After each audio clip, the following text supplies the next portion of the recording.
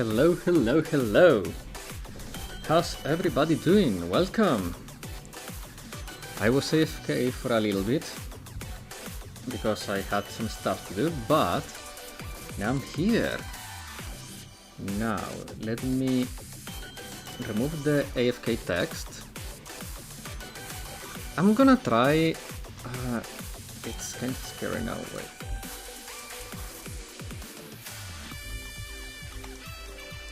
I was gonna try to keep the OBS window minimized, but because I haven't hotkeyed enough of the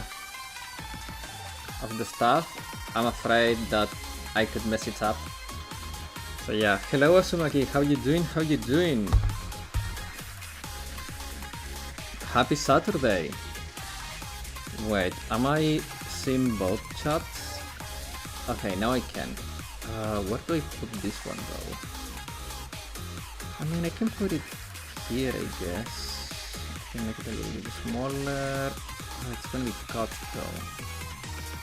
And I need that one visible so I can ban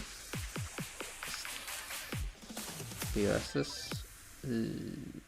Maybe I can make it long and thin. And thin? Yeah, that works. Perfect. Okay, so I wanted to start a little earlier today because one, we are beginning a new case in Phoenix Wright, and the beginning is always the most hype part of of a case. Not because it's necessarily the most interesting, but it's because we start establishing all the characters and getting the context of things. For me, it's like the most interesting part of a case, because what comes after is making conjectures and just figuring it out, but the beginning of cases is always very cool. Also, because I'll be here but AFK, head is on migraine, damn. Remember to drink plenty of water, Josh, and take something for the headache. Man, don't just tolerate it. Take something to help alleviate it, man. Take good care of yourself, man. But as I was saying, also I wanted to have these few minutes before we start playing Phoenix Wright to remind you guys that tomorrow we are having the marathon stream. The marathon stream, and I don't mean the destruction shooter game. I mean me streaming for like a freak ton of hours. It's gonna start as soon as I'm free, so I cannot give you an exact starting time.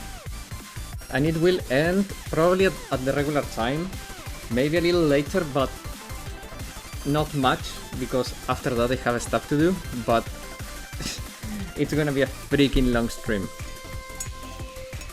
And tomorrow, because it's gonna be a freaking long stream, bring your friends and people you know,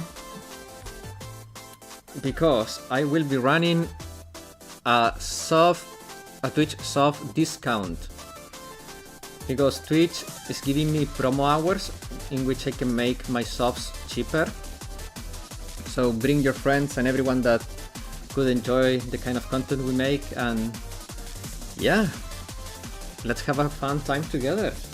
If anything, it's a good time, it's a good opportunity to grow our community. So yeah, that's gonna happen. What else? There were a few things I wanted to discuss before I start the game. What else was it?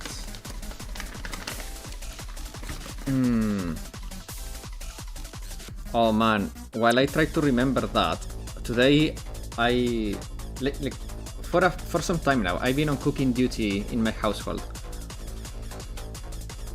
And today I wanted to eat chicken noodles, and man, the chicken noodles I made today were so freaking good. I'm so happy with the results. It was so freaking good. Absolutely lovely.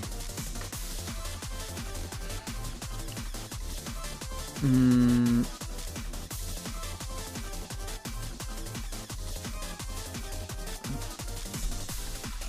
I think that's pretty much it. Oh! My mom and sister are preparing sausages at the barbecue grill outside. Oh, that sounds nice. That sounds really nice. I haven't had a barbecue in such a long time because we cannot have a grill here. So yeah, oh man, I think it's been like 16 years since the last time I had a barbecue, man. I miss having barbecues. Oh, I remember, tomorrow, big part of the marathon will be us. Like, I plan to start with some variety, then do some Elden Ring, and then for the most part we're gonna be playing Yakuza, like tons of Yakuza tomorrow. So we can do all the cabaret and maybe progress the main story a little bit more, but tomorrow is going to be mainly Yakuza.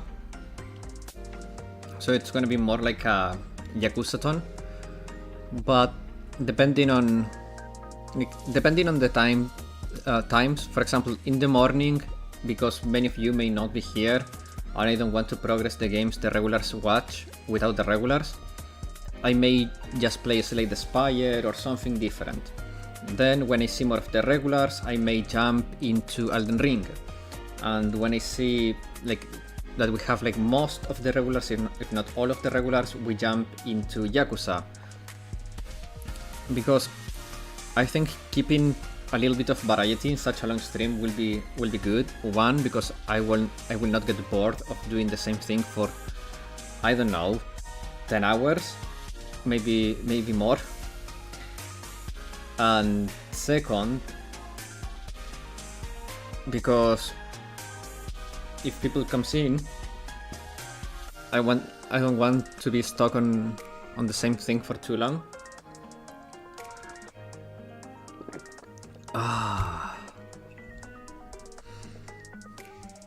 Oh my god, this tea is so good. Lovely, lovely tea.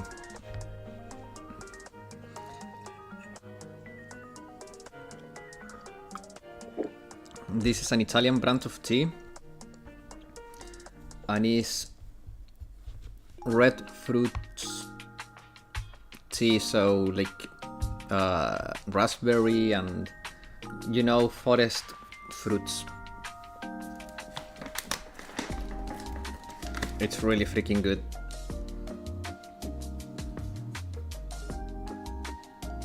It's refreshing and warming at the same time.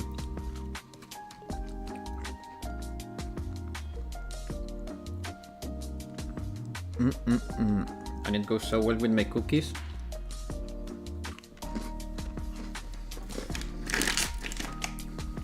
Who knows, if tomorrow we maybe make some sub goals. Like if we hit a certain number, we do cooking with Sherlock. If we hit a certain number, we do something else. Like I wanted to make it an event, and I want it to be fun tomorrow.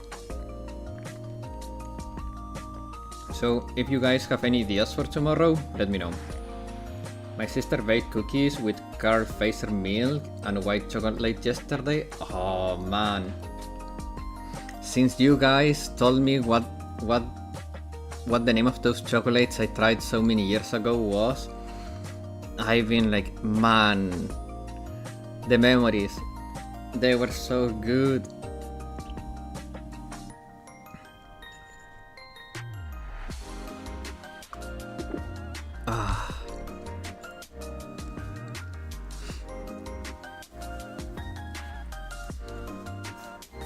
Is your sister good at baking?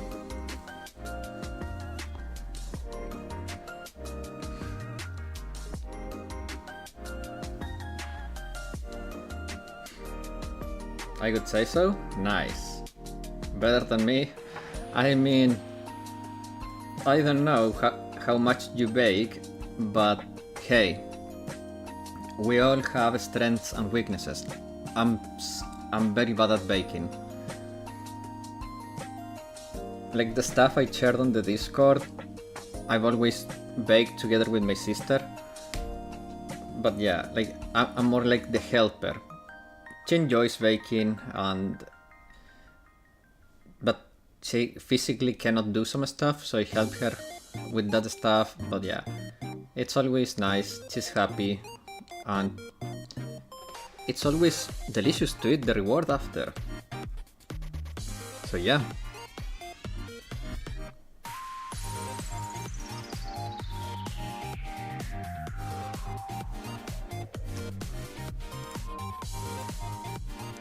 Man, I'm in such a good mood after eating the noodles I made today.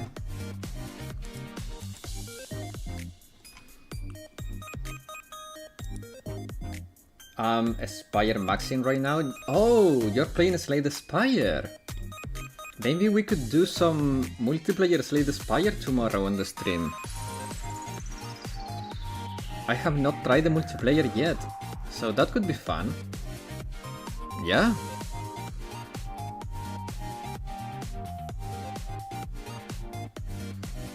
But I barely played the game. Ah, it's fine, man, it's fine. So I'm a total newbie. Hey, in the end, it's just about having fun.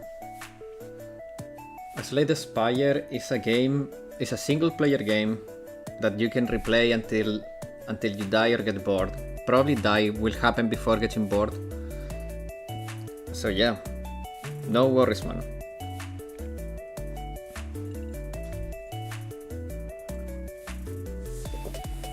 Also, it's not like I'm a pro. BJC is probably far better than me at that game. But to be fair, I have been playing Slay the Spire for less than a year. But I've enjoyed every single minute.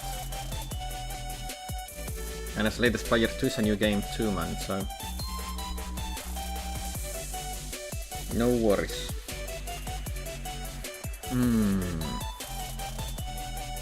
Well, I think now it's as good as a time as ever to just start gaming.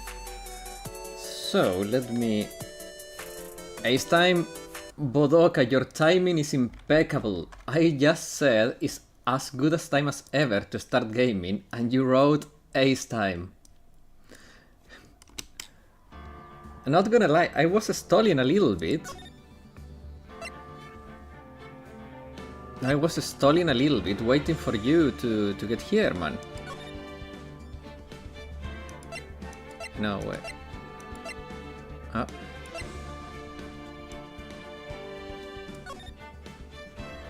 No, but... okay, turnabout beginnings. Here we go, guys, here we go.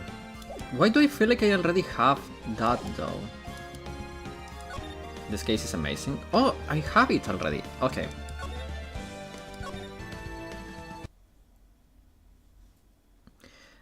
The girl, let her go! Let her go! Oh, it has a cinematic.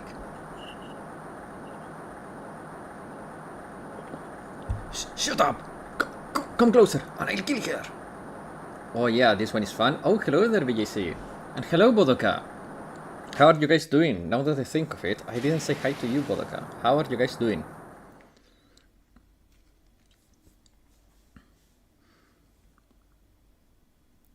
Phoenix? I'm reading through the file of an old court case. It was the first case of my long-time mentor, Mia Fey. Fugitive data. Name Terry Folles. Kidnapping, murder. Sentenced death penalty. After escaping, Folles met with and then murdered Sergeant Valerie Hawthorne. Hawthorne? Her very first client was dead. Raw. That was the whole year before he met Mia and I met. Okay. Hawthorne? Isn't that the same... Dolly, you know? Dolly had that same last name. February 16, 9:24 AM. District Court, defendant lobby number 4. Oh, wait a minute. I almost messed up here. Okay, there we go. I'm so nervous. I feel like I'm going to die. I never should have accepted this case.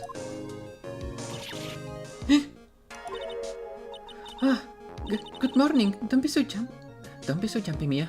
Relax. I didn't do nothing. I swear, I didn't kill anybody. Oh wait, he looks like Frankenstein. I bet he would be like, I didn't do nothing. I swear, I didn't kill nobody. Terry Folles, my first client. Sentenced to death 5 years ago and now a prison escapee. Just relax, Mia. Make a small talk and try to relax him. So what did you escape anyway? I'm sorry. I didn't do nothing. I didn't kill nobody. I never lie. I didn't escape from nowhere. But Mr. Folles, the police just recaptured you 2 days ago. Oh, sorry. I told a little lie. Oh boy. But anyway, I didn't do it. I never killed nobody. I'm sorry for asking you, but you're on death row, right? I'm really sorry. They sentenced me to die 5 years ago, but I was tricked. I tell you. That woman, she lied in her testimony. That's why I got the death penalty. I swear, I didn't kill her. I could never do that. 2 days ago, he escaped from the police wagon when it crashed. Then 8 hours later, a policewoman was murdered before the police could recapture him. Oh. The police believe that Terry Folles did it. After you escaped, did you meet a policewoman? Yeah, I did. She's the reason I escaped. Why is this a feature in on Twitch? Wow, I'm on a 3-stream streak. Oh, it's to entice people to come back and watch the streams. So you don't. It's like your daily logins in gacha games. It's the same. The only difference is that there is no rewards. If you scroll up, I just had my 55 streak today. Damn! You get channel points? Oh! So that much is true. He did meet with... So that much is true. He did meet with the victim. But I didn't kill her. She was alive when I left. She was alive, it's true. I can trust him, right? I mean, I should. Huh? No way, this is Godot. Oh, this is Godot. Young Godot.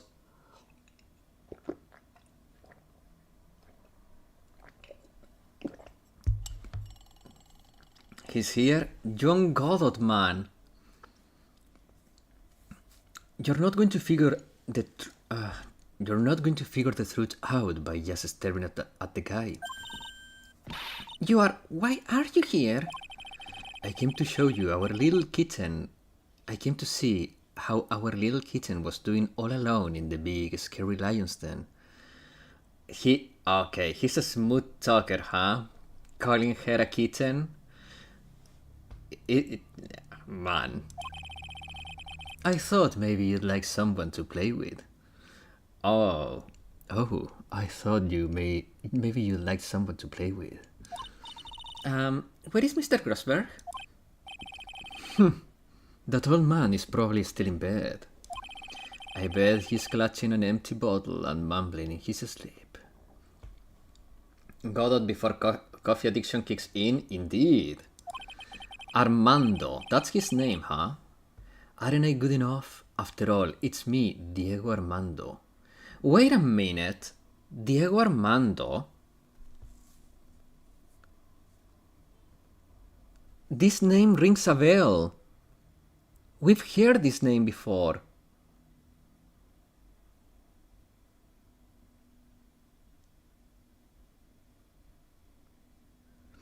I'm not talking about Maradona, the football player. Like, in this game, he has been named before, Diego Armando. What?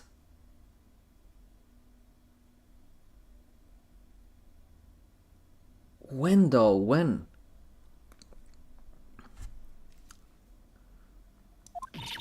I didn't say. So, Diego Armando, the finest attorney at Grosvenor Law Offices, is here for me? Oh, no. You've got it all wrong today. You are the finest. After all, it took an amazing amount of guts to take this case. Imagine, an escaped death row convict for a first client. Yeah, thanks. I'm sure I wish I could get out of this. I sure wish I could get out of it, though. Ha! Relax, baby. I just heard some good news. The prosecutor for today is fresh out of his diapers as well. Really? However, unlike a certain somebody who I won't mention, he's earned the reputation as a genius since beginning his law career. Genius? Well, it's about time to head in, kitten. Sharpen those claws of yours. It's time to go. A solitary confinement cell for the condemned must be the world's loneliest place. And that's what my client ran away from. Every other lawyer gave up on him, but not me. When I saw those overflowing eyes and heard that simple childlike voice. Oh, he talks like a kid. I just had the feeling that he was telling the truth. February 16, 10 a.m. District Court, courtroom number 4.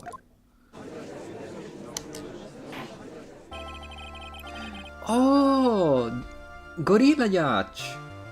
Court is now in session for the trial of Terry Folles. The defense is ready, Your Honor. The prosecution is ready. The prosecution has been ready for a while, Your Honor. I understand the lawyers for both sides are newcomers. Yes, Your Honor. I'm Mia Fey. Miles Edgeworth, Your Honor. So you're the new prosecutor everyone's talking about, huh? Did you say you joined the prosecutor's office at quite an early age? At 20, Your Honor. I guess our little kitten hasn't earned herself much of a reputation yet, huh? Come on, Mia. You can lose. Not to someone younger than you. Huh.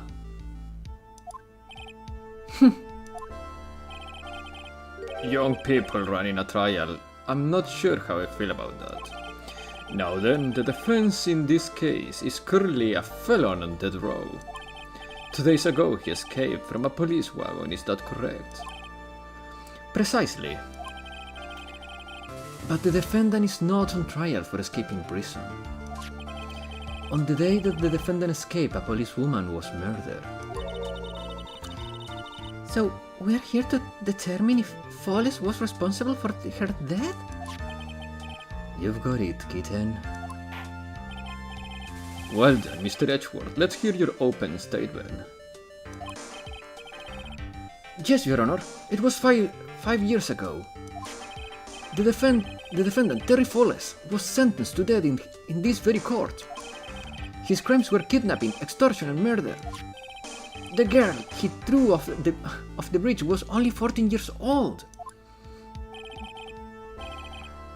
A truly horrible crime, I remember it well. There was no decisive evidence, so the trial was long and protracted. Correct, but in the end, what finally decided the case was a certain witness testimony. I'm trying to give him a younger voice since he looks a lot younger in this memory. A witness testimony?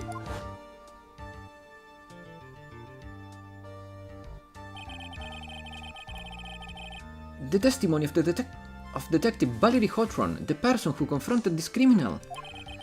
She arrested Foles at the scene later, and later testified against him. She said she witnessed Foles throw his young victim to the river. Ha! For those who are not aware, Eagle River is well known for its powerful current. Most bodies that fall are never recovered. So Miss Hawthorne's testimony was the one that put him away. That policewoman you mentioned, that wouldn't be... Exactly, the victim. The same woman that was killed 2 days ago. Police Sergeant Valerie Hawthorne. I see. The man who was sentenced to death based on her testimony escaped 2 days ago, with only one thing on his mind: to take revenge against the woman who convicted him. Aha! The truth is becoming clear now. Huh? Yes. It's quite obvious that the defendant is guilty. Wait a minute. That's not right. At least hear the case before you decide on the outcome, Your Honor. Watch yourself, Miss Faye. I'm not sure I care for your word choice or your tone of voice. 1 second, I need to ban a piece of shit. There we go. Young people these days don't know how to respect their elders. Man, not gonna lie, this young Edgeworth looks so cheeky. This cheeky little bastard is like, I'm the best, I'm a genius. Why you? You're even younger than me, you hypocrite. Now then, Mr. Edgeworth, please call your first witness. I called the detective who was in charge of the initial investigation of this case. Young Gumshoe! He hasn't aged a day. Witness, state your name and occupation. Gumshoe, Richard Gumshoe. I'm the homicide detective in charge of this case, sir. I finally got promoted to the detective division half year ago. I don't believe anyone asked about that. Hey, ma'am, you got any idea how much work it takes? What is it? You are really gorgeous. Horny little Gumshoe, huh? Excuse me? No, seriously, my heart is aching for you. What? Gumshoe's hitting on her. Gumshoe, you sly dog. Detective, pull yourself together and try to be professional. Otherwise, I'll write you up on contempt, so quick that something other than your heart will ache. Okay, I got it. Now, detective, tell us about the incident. Yes, sir, right away. The victim was Sergeant Valerie Hawthorne, a veteran on the police force. She was stabbed in the back with a knife and died from excessive blood loss. That much is already stated in the autopsy report. The court would like to hear more details about the incident itself. Yes, sir, gotcha. Okay, let's take a look at this aerial map of the area here. Okay, so This is Eagle River. In theory, the dude threw the girl 5 years ago down here. Now, I'm just trying to connect the things, so because I'm pretty sure that that correlation will lead to something. So this is where the first struggle happened 5 years ago. Here is where the accused threw the girl, right? Now, back to this day. This is a sketch of Dusky Bridge, an old suspension bridge that is missing plenty of tables, if you ask me. 5 yards. Okay. And the river that runs under, there is Eagle River. The victim and the defendant met here on top of the bridge. After stabbing her in the back, the killer carried the victim back to his car. What? He was recaptured at the police checkpoint, and he was trying to make his getaway, sir.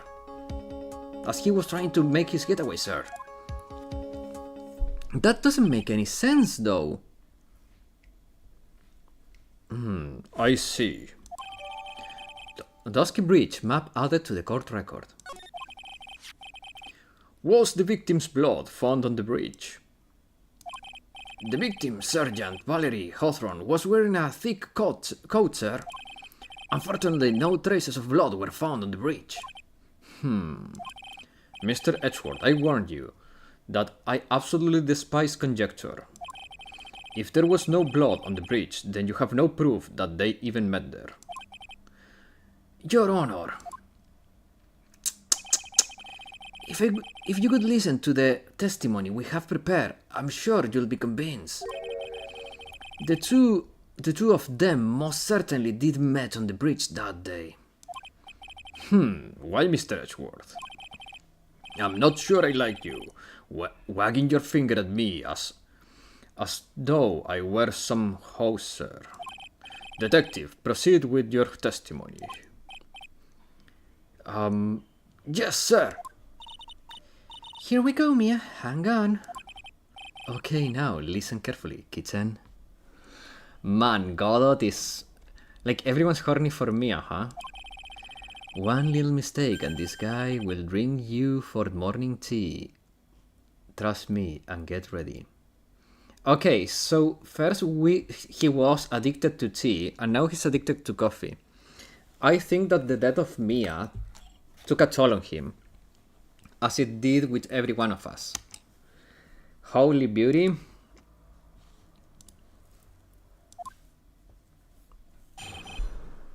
Hello, Black Lockhart. How you doing? Summary of the incident. To be fair, have you seen Mia? I mean, I'm not judging anyone.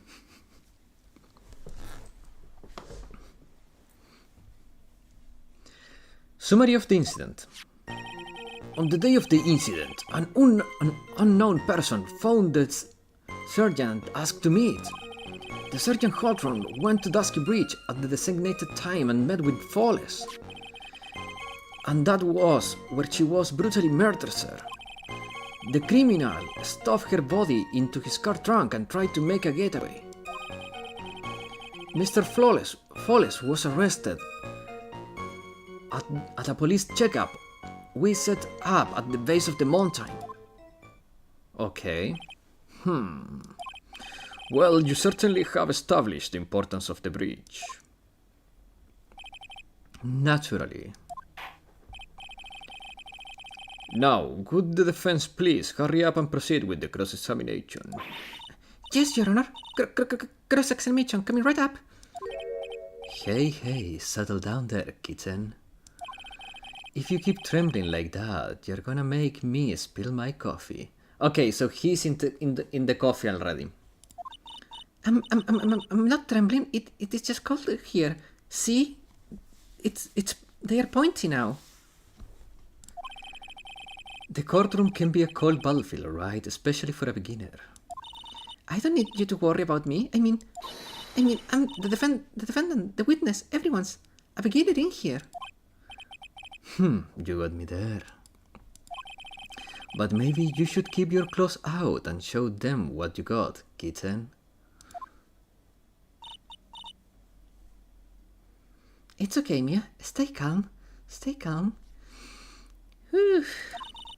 Remember those court procedures videos you stayed up all night watching? She's so innocent in this, man. Okay. Let me save. Because I don't know what level of tolerance I have for pressing, but I kinda want to press a lot here. This unknown person. You have no idea who it might be, right? Sorry, but I'm afraid I do. Sorry, that's my phone, guys. I'm sorry, forgot to mute it. There we go. Sorry, but I'm afraid I do. What? The one who called Sergeant Hawthorne was the defendant, Terry Folles. What? The defendant called her. Sergeant Hawthorne was a very thorough person, sir. She left a note about her phone call with Mr. Folles. A note? Yeah, top secret memo she left in her desk. Confidential police material written by the victim. Okay. According to this note, it seems the one who called her to the bridge was indeed the defendant, Terry Folles. Whose bright idea was it to keep that note from me? Looks like the judge is even more sure of his verdict now. Listen up, kitten. Never ask a question if you don't already know the answer. Is that detective? It's that detective's fault. He's the one that said unknown person. Hey now, don't make that face at me. I want to offer you coffee after this. I just said it that way because the prosecutor told me to. Was that a trap? With that cute face, I didn't expect him to be so sneaky. Ah, I see. So Mia likes younger boys. That's why she was hitting on Phoenix at the beginning of the first game. Huh? She likes cute boys.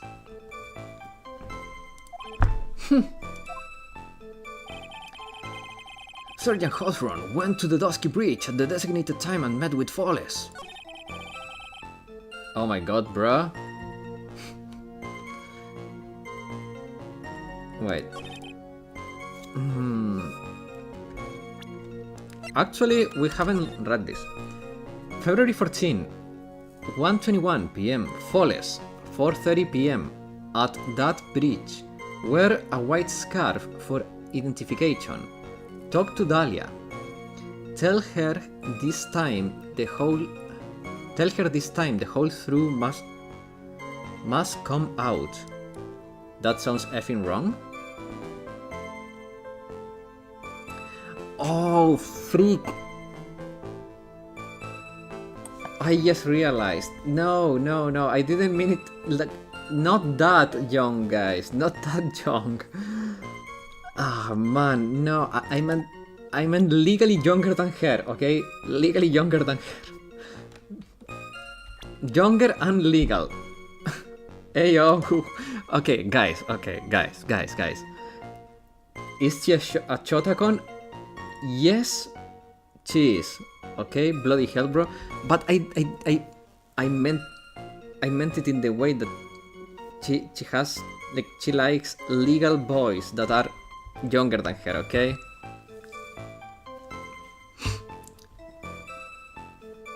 Bloody hell, bro. Okay. Let's press here. A bridge up in the mountains? But why meet there? Because it was a very important place to the defendant, that's why. What do you mean by that? If you remember, 5 years ago the defendant kidnapped a young girl. He was chased onto a bridge and it was there that he killed his hostage. What on earth is even legal boys, brother? What? 18 plus. She likes boys that are younger than her that are 18 plus. she's like 23 here, okay? So 20 is legal. My god, I really need to be careful with my phrasing because I just made Mia look like a... like a candy seller. Let's put it like that, a candy seller. And the place where all of this occurred is of course Dusky Bridge. The very place where Sergeant Hawthorne arrested and handcuffed Mr. Folles. Returning to the scene of the crime. How nostalgic. And that's where you... okay. No. Was the body of the victim discovered right away? Yeah, we were really on the ball, pal.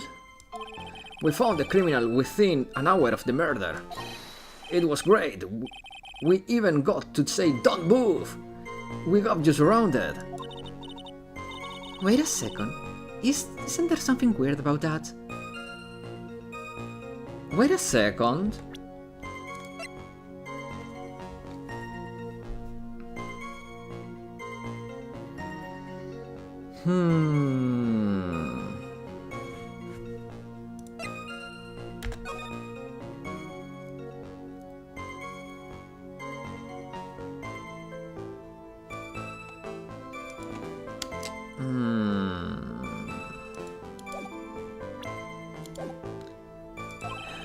The location was a suspension bridge in the mountains. So how did they find out about the crime so quickly? Sergeant Hawthorne must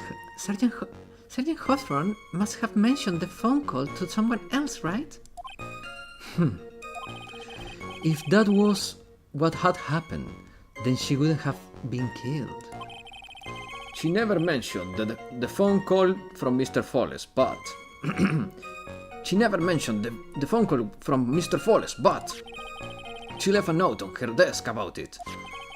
If I only had noticed it earlier, maybe she'd still be alive. I wonder if she didn't mention the phone call to anyone. Okay. I mean, I'm betting the car was stolen though, because he was an escapee. How could he even own a car? So the car must have been stolen.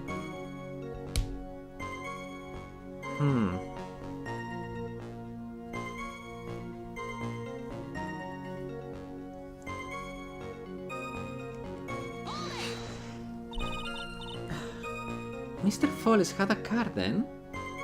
I stole it? I knew it, Black Lockhart, I knew it.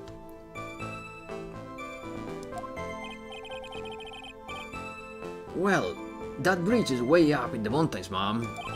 The defendant and the victim both went up there by car. I mean, how else, right? What do you mean? The defendant drove his own car? No, of course not. It was stolen. He stole it from a young couple that had been waiting at a red light. Car thieves. I'm not sure how I feel about car thieves. Is this guy sure about how he feels about anything? This is a photo of the stolen car trunk. Oh. Okay, so this is the older sister of Dolly or something like that. Because she has the same last name as Dolly. And now that I think of it, during the Phoenix Wright case, didn't they make an allusion to this case? Sleep tight, Cinderella? Man, that's a very cruel joke, but yeah. Whoa, that doesn't look too comfortable. This judge is more stupid than the other one. Crime photo added to the court record. The victim, she was stabbed at the back, correct?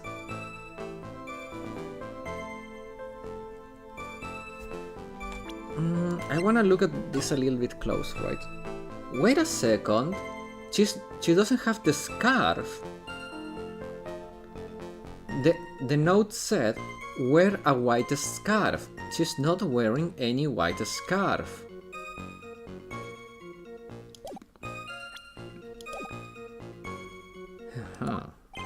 Yep. Huh. For some reason, men always seem to get stabbed in the back. We are talking about a woman here. You can tell from this photo, but the knife was struck in her back, nice and firm. The condition of the body when it was discovered, it's very important information. Detective, was there anything strange or noteworthy in the trunk of the car? Here's a photo of the trunk.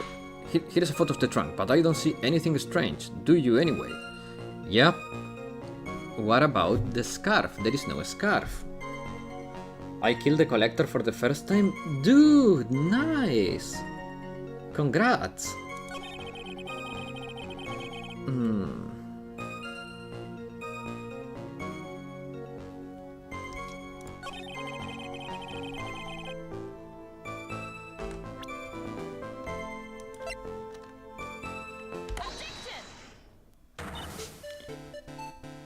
Witness!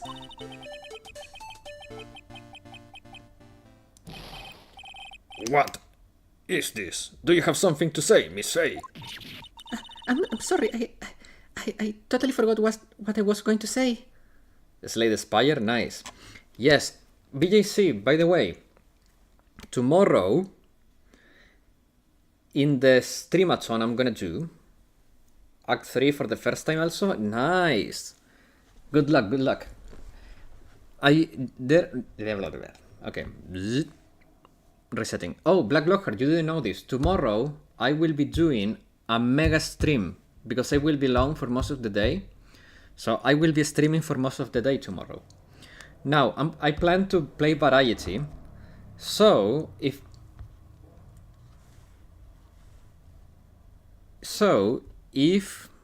you catch me playing Slay the Spire, feel free to ask me to play multiplayer. I have not had the chance to try multiplayer. So if you catch me playing Slay the Spire tomorrow during the mega stream, feel free to ask me multiplayer. This is the first time I've ever had to actually address someone like that.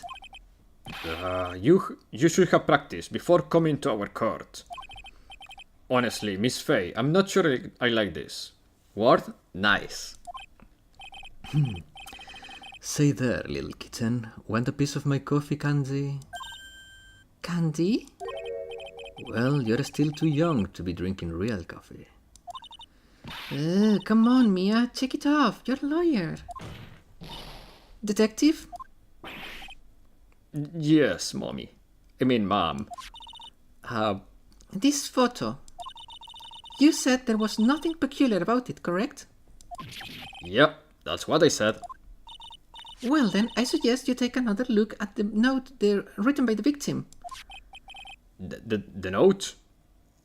I don't know what game is that, but I'll try to remind you. Me?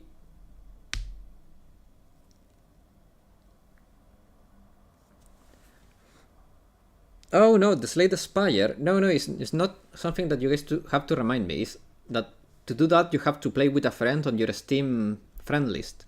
So, if anyone that has Slay the Spire, that is one of the regulars, who want to play multiplayer, like, they can just ask. Wait a second. BJC, you have Prime! Are you Prime to this channel? So you don't get the ads? It very clearly says, wear white scarf for identification. The caller must have forgotten what the victim looked like, thus this special request.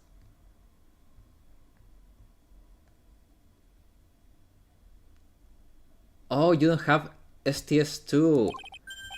Man, STS1 is just as good. It is just as good. If anything, STS2 is harder, so it's better that you started with 1. I have a very simple question for you, detective. Where is the white scarf? Yup, have been primed for a while back. Nice. It's a card game? It is indeed, but it's beautiful, man. It's so good.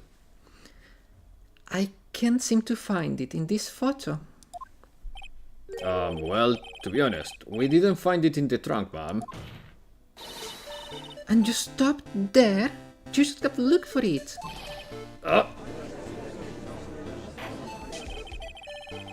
The caller told her to wear it to identify herself, so I expect she did that. She did just that. Well, Mr. Edgeworth, what do you have to say about this?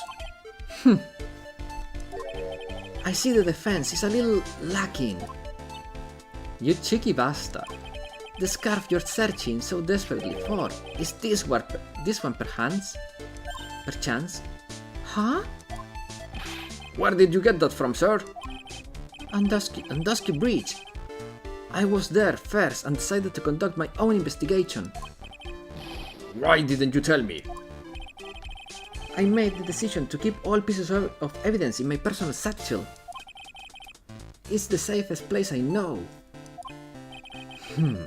That hot shot sure has a flair for the dramatic. It's not exactly white as the color requested, but as you can see, it's close enough for what it was intended for.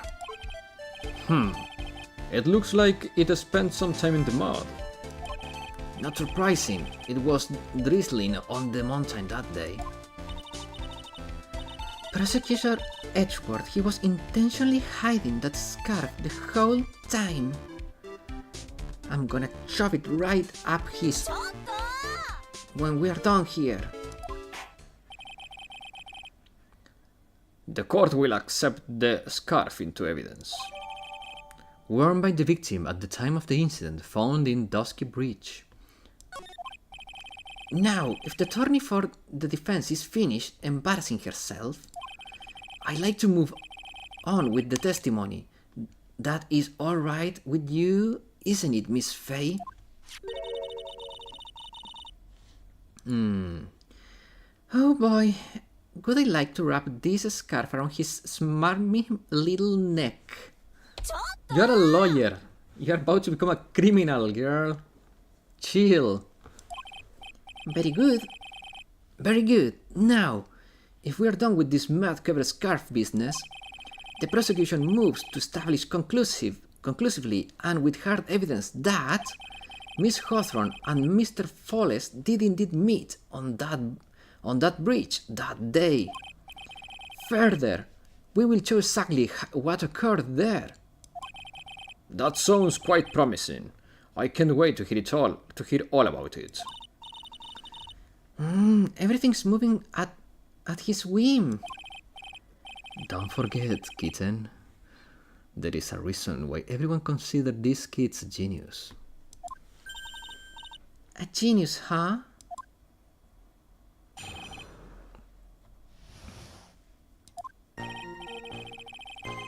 Actually, there is an eyewitness who was there when the incident took place. This photo was actually taken by the witness. It shows the beak wearing a scarf, sir. It was drizzling that day, unfortunately. It was a little hard to see what's going on. Anyway, the criminal chopped the victim down from behind and stabbed her in the back. That must have been when the scarf fell off. Wait a second. You really get the sense that this bridge is very high up. It's about 40 foot drop from the bridge to the Eagle River down below. Mr. Edgeworth, who took this photo anyway? Let's just say it was a well-intentioned third party. Haha, a potential witness, so why isn't this person in this courtroom?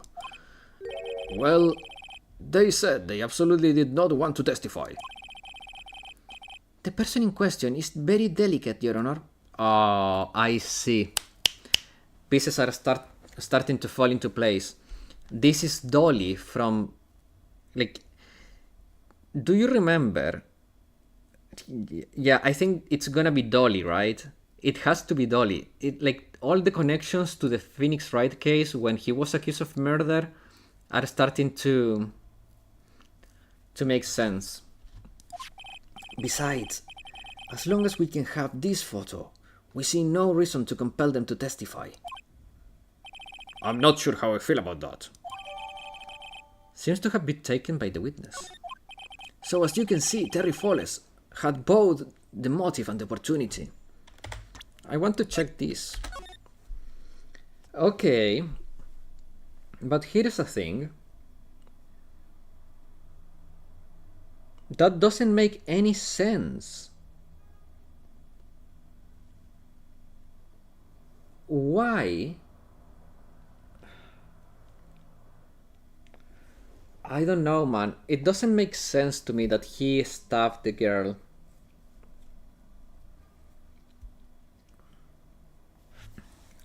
It just doesn't make sense to me. Well, things will become more clear as we proceed, but I feel like this photo is actually something that benefits us. Also, aren't his hands tied? If his hands are tied, I cannot see him pulling a knife from somewhere hidden. I think it's quite clear at this point what happened on that bridge. Aha! The truth is becoming clear to me now. Huh? Yes, it's quite obvious. He's clearly guilty. Not again. That's not fair. I haven't even done my cross-examination yet. I just got one shot by some snake woman with floating weapons. Oh man, she's a pesky freaking asshole. What class were you playing, man? What class were you playing as?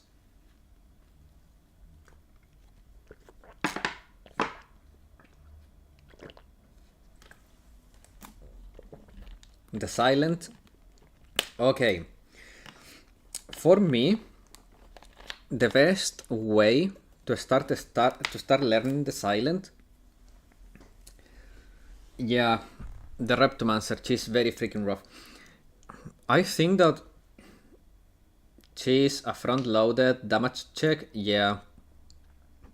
Either you go with super fast poison scaling and tons of armor, because that way your poison scaling will get rid of the little summons, or you go with a freak ton of chiefs, like a very spammy chief thingy, so you can just do infinite shenanigans with chiefs. But I feel like for a beginner like you, setting up chief strategies may be a little too hard yet, so maybe try to go for a more defensive approach with a lot of poison and armor using Blur and stuff like that.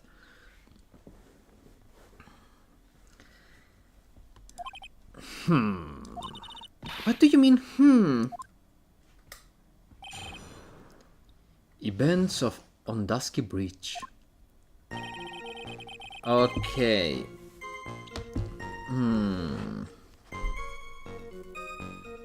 Okay. I'm gonna save again because, as I said, I don't know what tolerance do we have for pressing. Who is this eyewitness? She's a college student. Yeah, it's Dolly.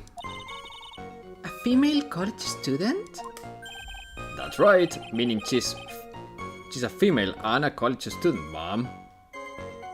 While Reptomancer will try to kill you, take it slow. You need to be able to deal with the daggers. Yeah.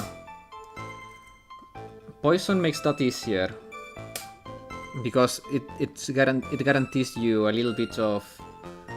It gives you a little bit of security, because with poison, even if you cannot deal enough damage in the same turn, the poison may be able to finish them off. So having always a layer of poison is good in my opinion. She does not do well in front of other people, so I came to testify for her. Maybe so, but as the attorney for the defense, I have the right to cross-examine her. For the time being, we are not relying on the witnesses' statements, that is all. What is that supposed to mean? The prosecution has other more decisive evidence. Our case doesn't rest on the vague testimony of a female college student. So he's saying he doesn't trust young girls, huh? A female college student, huh? It means that... Okay. If you absolutely must hear her testimony, you'll have to give us a good reason why. Please tell us about the more decisive evidence in question. Okay, this photo... Okay, was accidentally taken, but... What? Okay.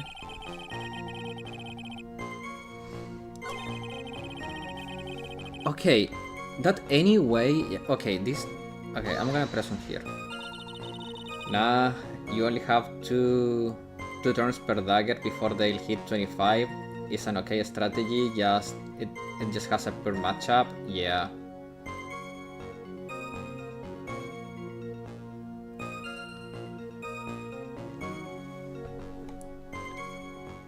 I don't know, man. Whenever in STS1, whenever I was playing Poison, I had a way easier time against the Reptomancer than whenever I was trying to pull something else. It's just Poison scales so well, man. It scales so well. Also, if you see after image, never, freaking never pass on after image. That is going to be like the bedrock of your defenses, man. Never pass on after image. Is that part of the witness testimony as well? Of course it is. She pushed the victim hard in the back and she fell down on her right on her stomach. I remember that happening once myself. It was really brutal. Are you talking about seeing someone get pushed? Or were you the one getting pushed? Or does it mean that you push someone down like that once? With his mind-boggling tales and the way he says brutal, I wonder if he's Canadian. Ha! Save your nasty look for the right person. Watching from laptop because I'm playing Pokemon? Oh. Huh? Take a look. Poor baby. The court record seems to have wet itself. Hey! Watch where you spill your coffee. The court record, huh?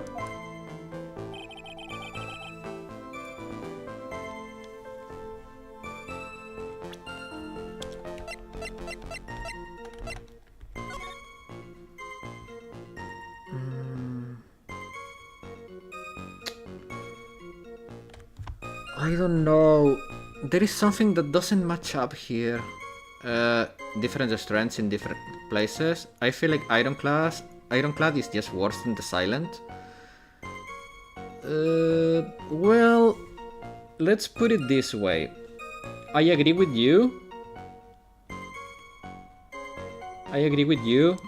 But BJC is right. Now, objectively speaking, the Ironclad is weaker than the Silent. Because the Ironclad doesn't have such a big toolbox as the Silent does. So for the Ironclad, and the Ironclad cannot do like infinite stuff, and it's a lot slower to play. It doesn't have that many ways to generate mana. The Ironclad, it's very slow and methodical. It's like trying to play a Souls-like with a deck. I feel like the Ironclad is like playing a Souls-like but building a deck. It's very slow and methodical. That's how I feel about the Ironclad.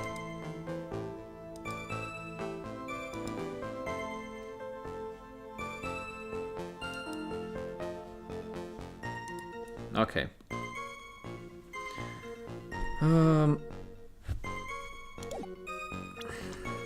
Let me...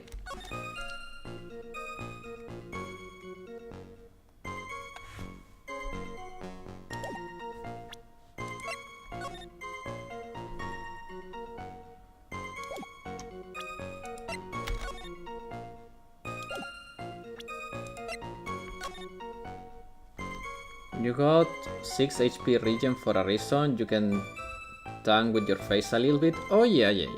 Like I said, it is more slow and methodical. Like, you have like a budget of damage you can take and everything, but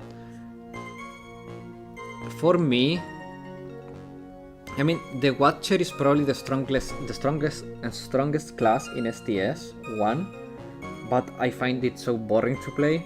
I hate playing the Watcher. Then probably is the Silent. Silent is probably number 2. Then 3 is the Ironclad and 4 is the Defect. That's the big thing to learn with the Ironclad, Slay the Spire in general, when to tank, damage, to kill. Yeah, that's true. Like, in the end, STS is a game about managing your life and not missing lethal. That's the key. I only got the first 3 characters unlocked. I feel like for your first clear, the Silent is probably the easiest and best to go with. I'm gonna present this because I feel like there is something that doesn't match here. There are a few things that pop to my eye. For example, the hat is missing too.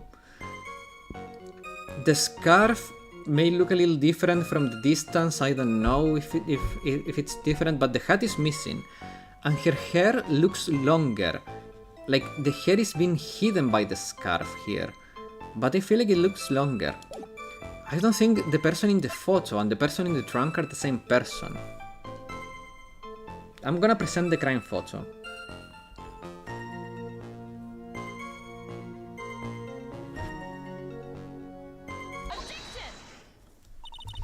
So, at the time of the crime, there was a little drizzle coming down, correct? You'll get them in time, just experiment, you'll figure it out. You'll figure it out what you have fun with. Yeah. Yeah, and fog too. Just generally soggy atmosphere. Well, I have evidence that doesn't go with the soggy atmosphere. I have evidence that doesn't go with the soggy atmosphere.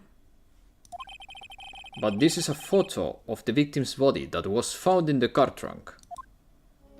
She's completely dry. She's completely dry. Considering the conditions and the scene of the crime, something isn't right. Yeah, she's completely dry.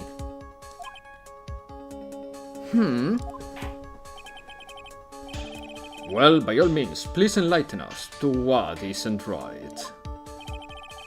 What about... What is...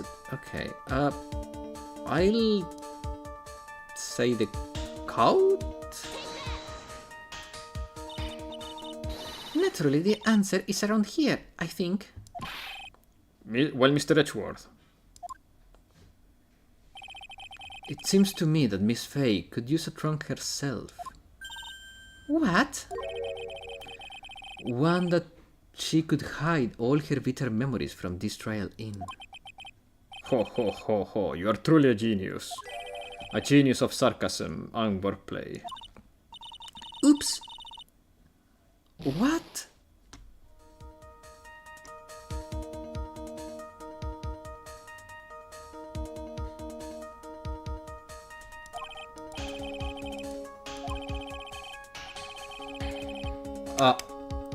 You pointed at the buttons, I guess? Oh. Sorry guys, I was like so much in awe that I skipped dialogue. No matter how bitter the memory, it can never be as bitter as dark black coffee.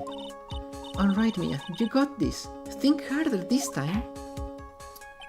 Now then, let me ask you once more. Okay.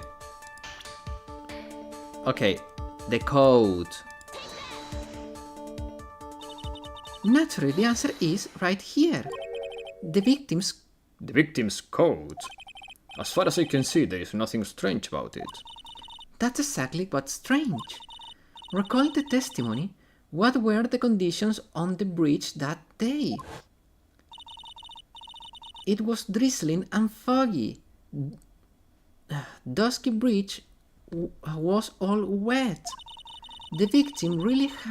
If the victim had really fallen down on her stomach on top of the bridge, then the front of her coat should have been covered in mud. That's exactly right. The other day I fell on a muddy street and my gorgeous playoff beard was befouled. I do admit that the crime scene was quite wet that day. However, that doesn't mean that the top of the bridge itself was muddy. If your honor had fallen in the shower instead of a muddy street, your glorious hockey beard, the pride of the legal league, would be wet, not muddy. Fortunately, I have yet to test that. Still, your point is well taken. Can you prove that the surface of the bridge was muddy that day? Yeah, the scarf, dude. The surface of the bridge, huh? Ha. A real man wouldn't stand for a taunt like this. Neither would a real woman.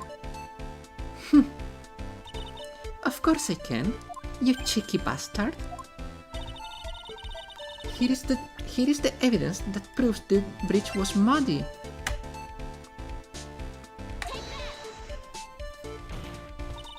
The evidence is this scarf.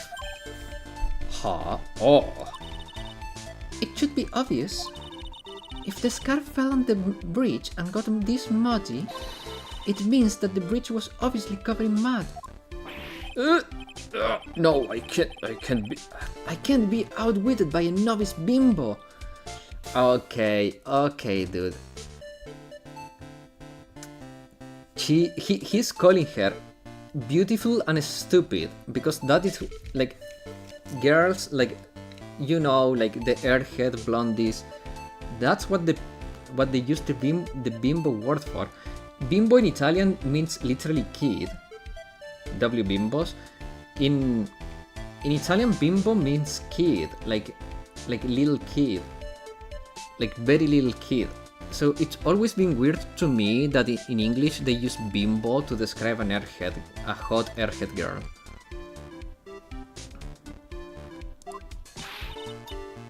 Hey, it's same to you, buddy.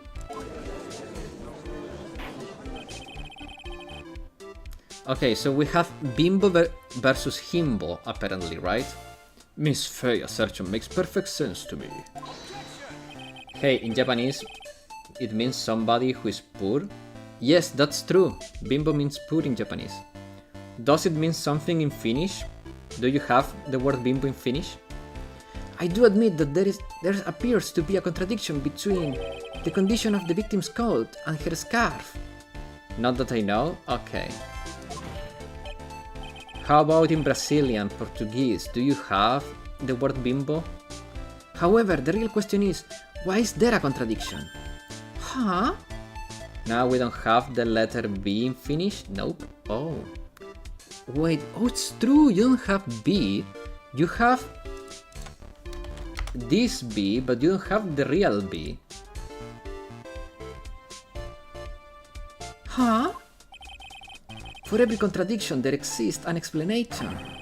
Let's look at what the explanation in this case may be, shall we? Well, edgy boy, remember that the judge said he hates conjecture. So in Finnish it would have to be emo. B is a letter in our ABC, but it's only for long words. Yeah.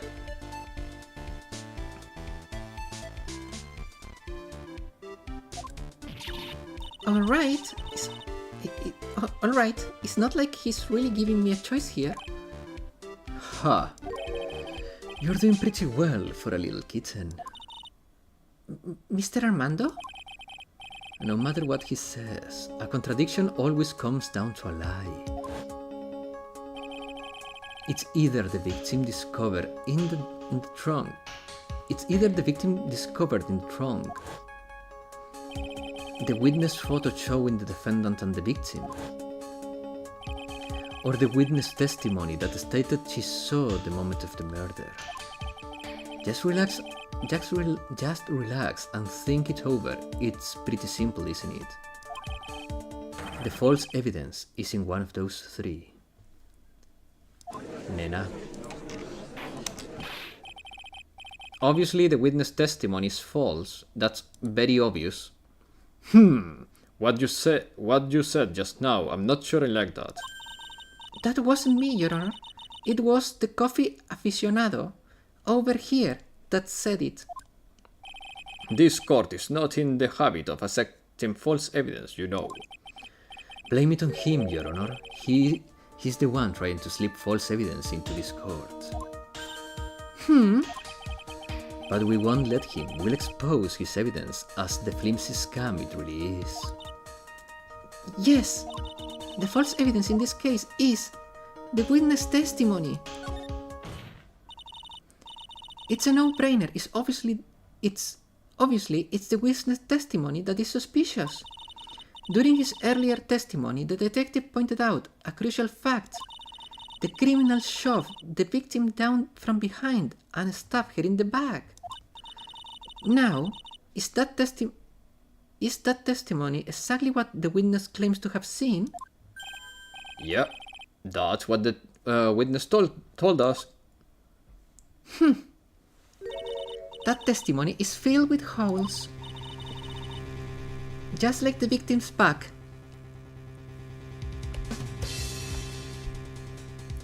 After all, the victim's coat isn't dirty at all. That's true. Ha! It's not just true, it is the truth. El joke? Hey, I never said my jokes were good. If there was a truly decisive witness in this case, I'm certain that boy wonder over there would have called them in the first place.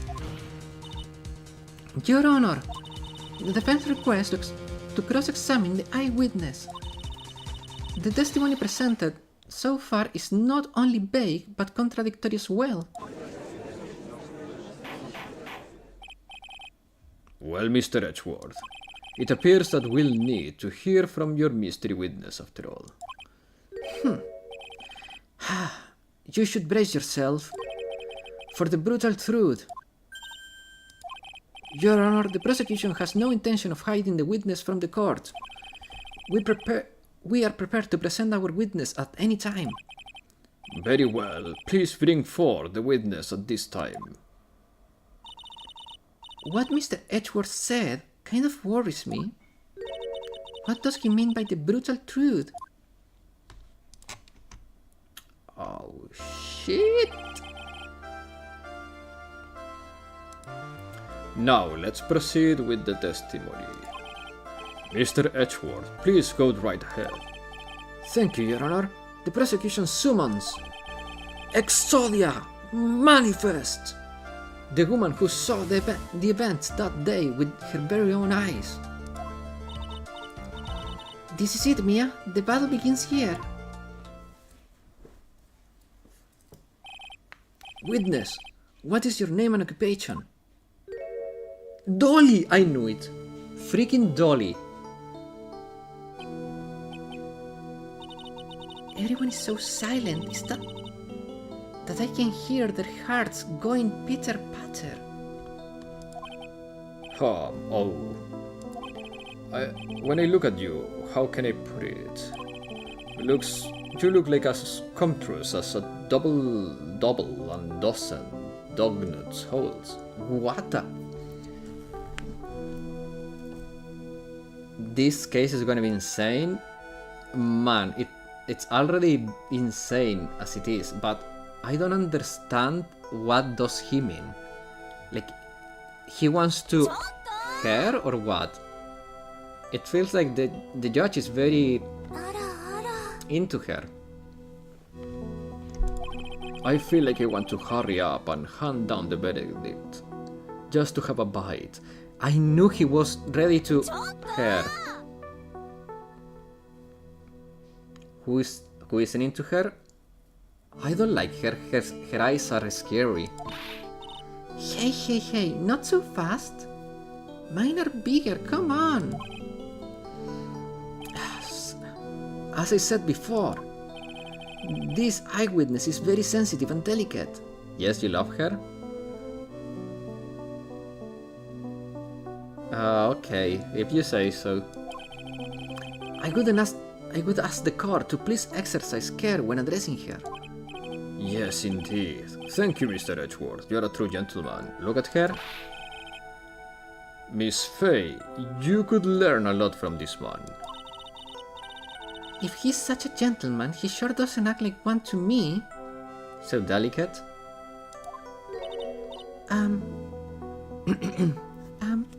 Sir? Yes, my dear. A truck carrying 413,012 tons of Kit Kat bars from Italy to Poland was stolen and might cause shortages during Easter.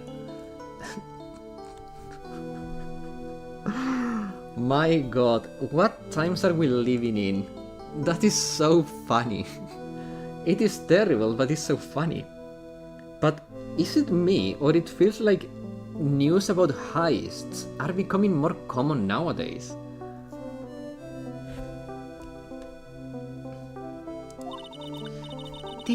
This is my first time, so I'm sure I'll make a lot of mistakes. Please be gentle. Anyway, I just wanted to say I'm sorry for all the trouble I may cause. Not at all. It's not trouble at all. Now then, may we please have your name and occupation?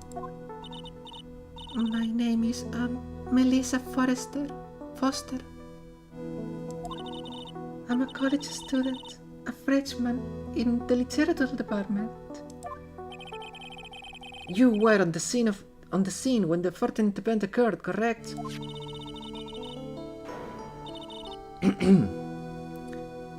And you were the one who took this photo, is that accurate?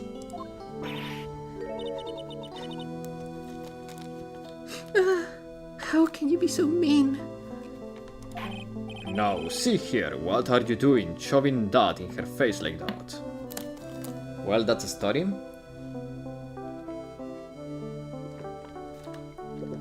Indeed. Huh? But this is just a photograph. It's not like it's something dangerous. Next time I'll be forced to penalize you. Oh, I don't like the turn this has taken.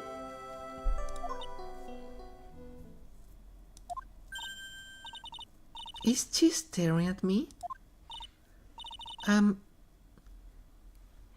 you would be? Huh? Huh? I'm the defense attorney. My name is Mia Fey. I see. So you are the devil. Now then, young lady, come, could you please give us your testimony?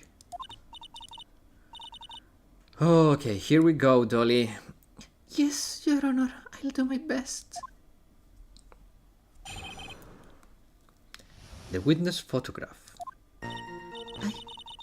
I was using my camera to take some pictures of the wildflowers.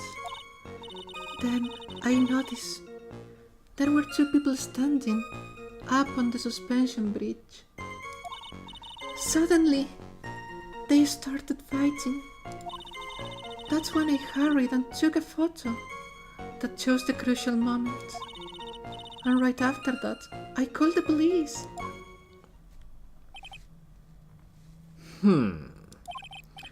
By the way, where were you standing when the incident occurred? I believe the map would be of help here.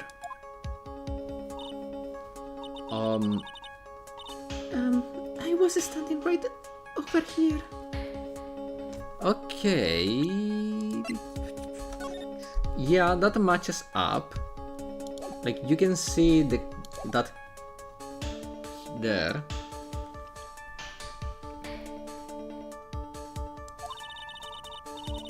I was standing in a beautiful field, surrounded by tall cliffs. So you took the photo from that location, I brought the camera I was using at the time, just like Mr. Edward asked me. Ho ho ho, what a cute camera, just like the owner. Let's get to the pictures you have in there. Alright then, Miss Faye, time for your cross-examination. But I warn you, make the witness cry again and you'll feel the wrath of my gobble. The wrath of my gobble. Okay, so I probably don't have many chances here. So what I'm gonna do is going to save. And I'm going to...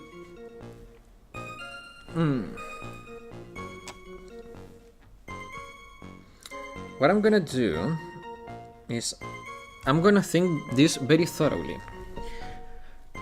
We cannot, like... Okay, I was using my camera to take pictures of the wildflowers. That's fine. Then I noticed two people standing in the suspension bridge. That's also fine. Suddenly they started fighting. And that is odd. That's when I hurried and took the photo that shows the crucial moment. But that's a lie. Because in this picture they are just standing. Also, if you ask me, everything is a lie. Because... No. My theory is that she was not standing here. Her camera has a tripod. So what really happened is that she set the camera here, stood here, and pretended to be the victim because she had already killed the victim. And they didn't start fighting because if she really took the photo when they were fighting, there is no way that the photo would have looked like this. So my theory is that the tripod that the camera has, it's because it was set up. So I think I'm gonna... Your cursor movement is not getting captured. Oh shit. It's fine. It's fine. Well, I don't want to break all my windows. Maybe for the next time. But the thing is that I feel like this is all a lie because the camera has a tripod and the camera was set up. Yeah, I just figured it out, I tell you. Thank you, Bodoka. I appreciate it. Okay, so I'm gonna present this here, the witness photo. Witness? When you say you took a photo of the crucial moment, is this what you mean?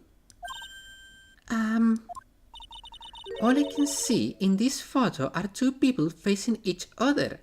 Hello there, Aru. How you doing? Welcome. You testified that you saw the two of them starting to fight. Normally, that kind of thing we would refer to as the crucial moment. Why haven't you presented a photo like that? Well, you see... The photo we presented was the only one there was. But if you really wanted to capture the crucial moment, then what happened next? You must have taken a photo of it.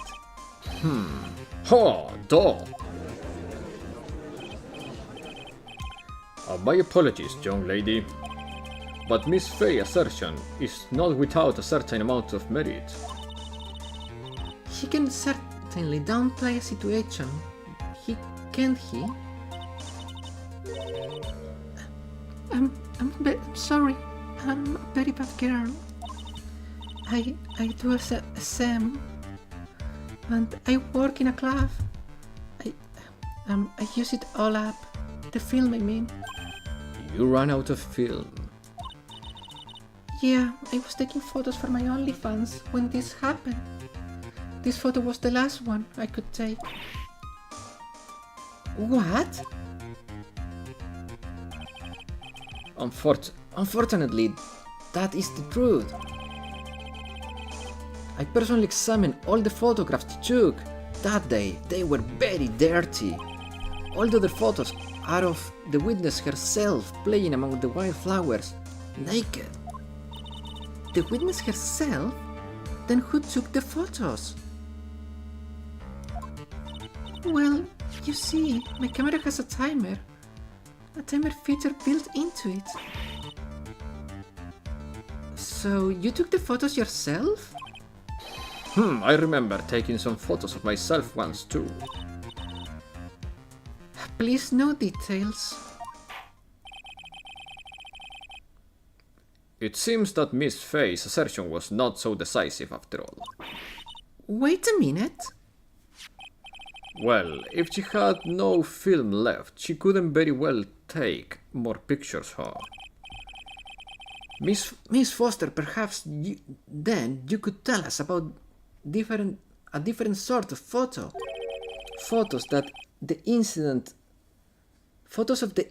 that you quote-unquote took with your very own eyes. Mr. Edgeworth, you're quite a poet. Wanna star in my next video? Very well then, let's get back to the cross-examination. Let's hear your thoughts on the fight that you witnessed. Yes, Mr. Judge. Oh boy. This guy's really a sucker for sweet talk. Wait a second.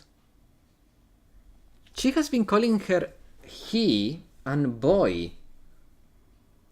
Is that a femboy or a crossdresser or something like that? What?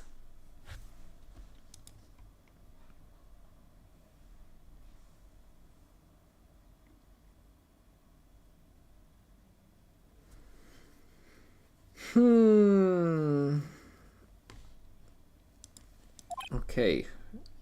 She means the judge? Oh. Ha! It looks like the other kitten in the room is the one that's getting all the attention. Stop. I was genuinely confused, man. Bodoka just helped me get unconfused. That's all. She was talking about the judge. Yeah, it's sickening. I'm prettier, come on. So, wait. I was using my camera to take... Okay. Okay.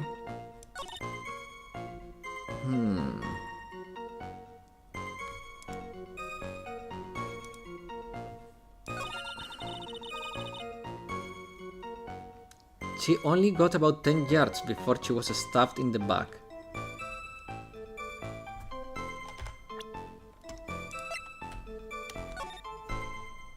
That's a lie.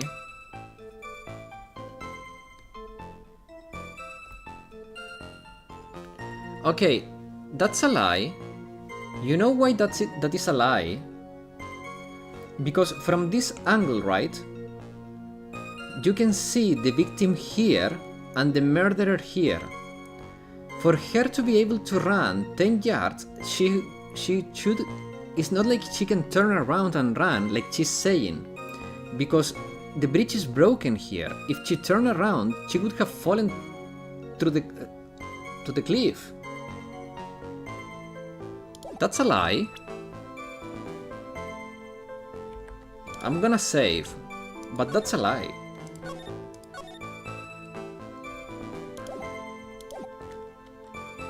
Present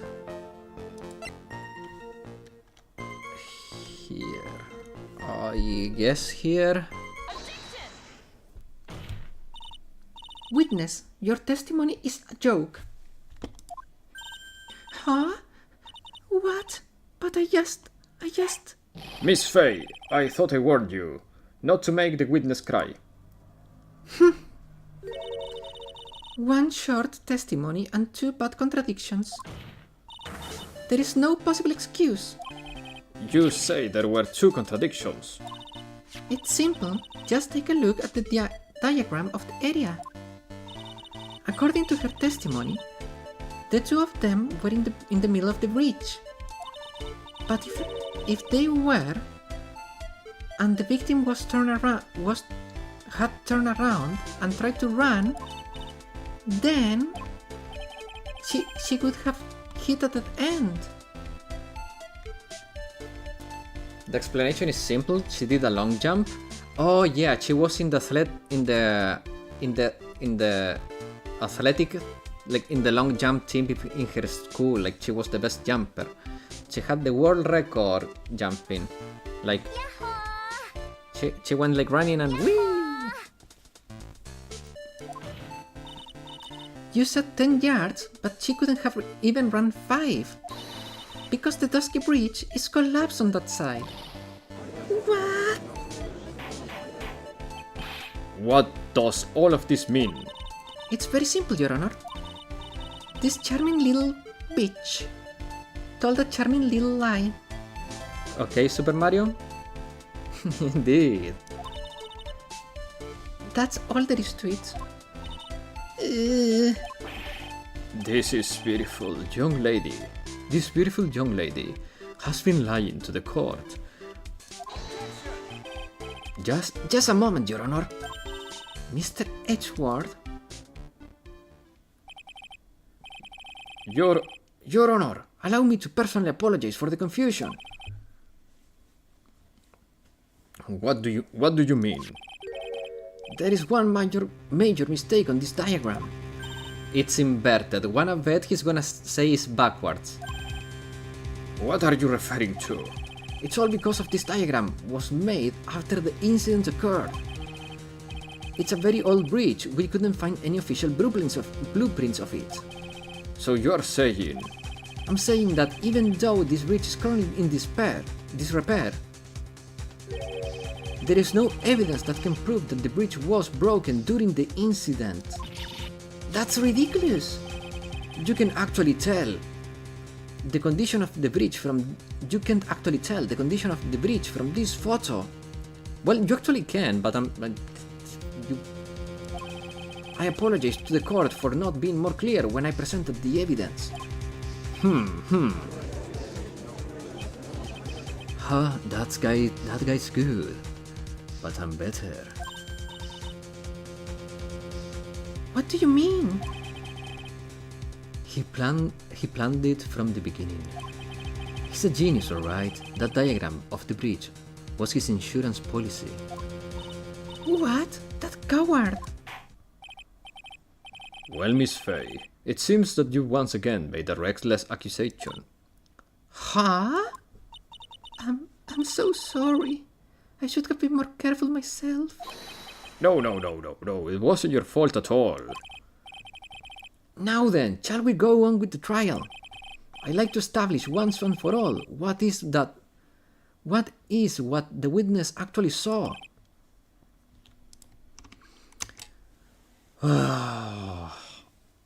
Man, indeed.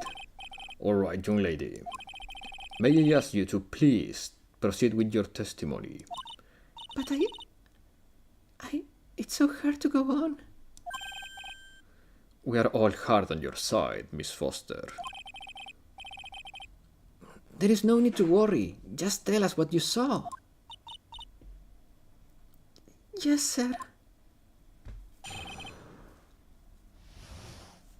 Running from the crime.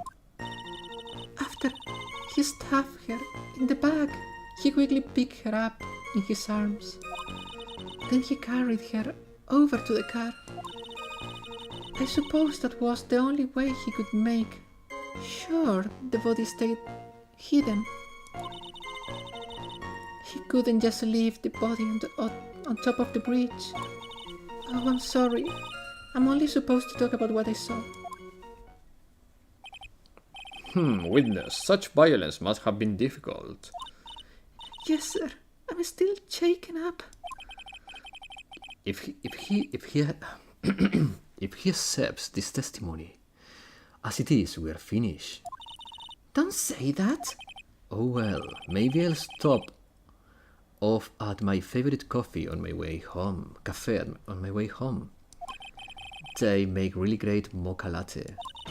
This trial isn't over yet.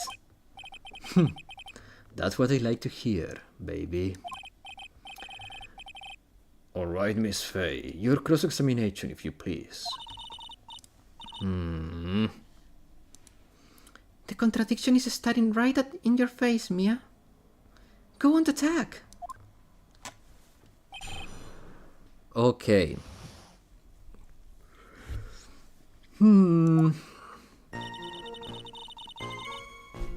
After he stuffed her in the bag, he quickly... Okay, wait. I want to press a little further, but I don't want to mess up everything, so... Let's see our tolerance here. Are you saying that the victim didn't fall down on the bridge? Actually, maybe she did fall. Of course she didn't fall down on the bridge. If she had fallen down, this photo wouldn't have made any sense.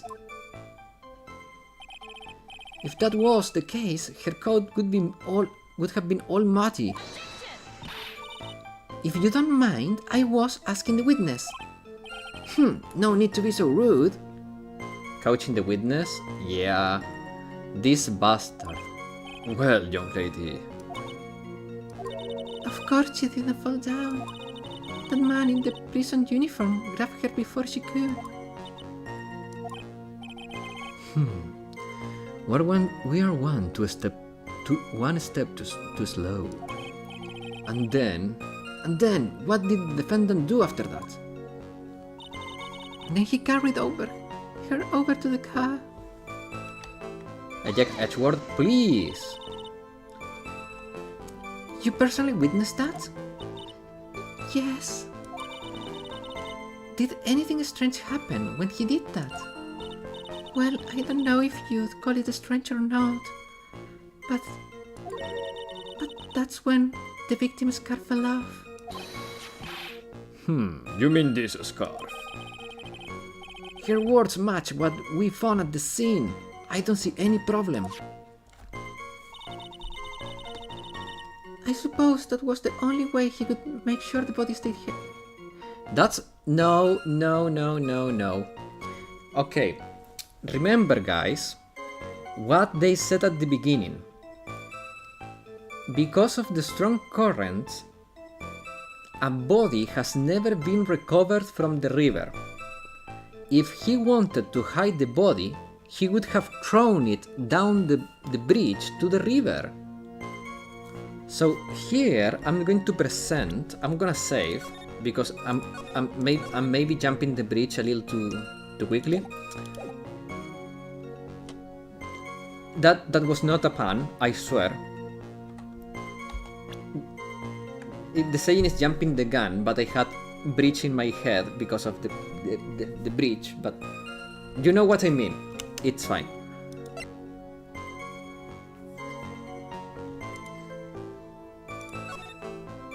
Yeah.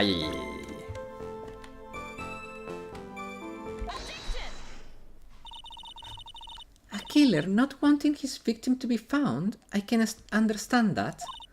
However, the idea of moving the body for that purpose is clearly odd. There was a much easier way to make sure the body wasn't found. I had Madame Tuss locked and loaded if you didn't.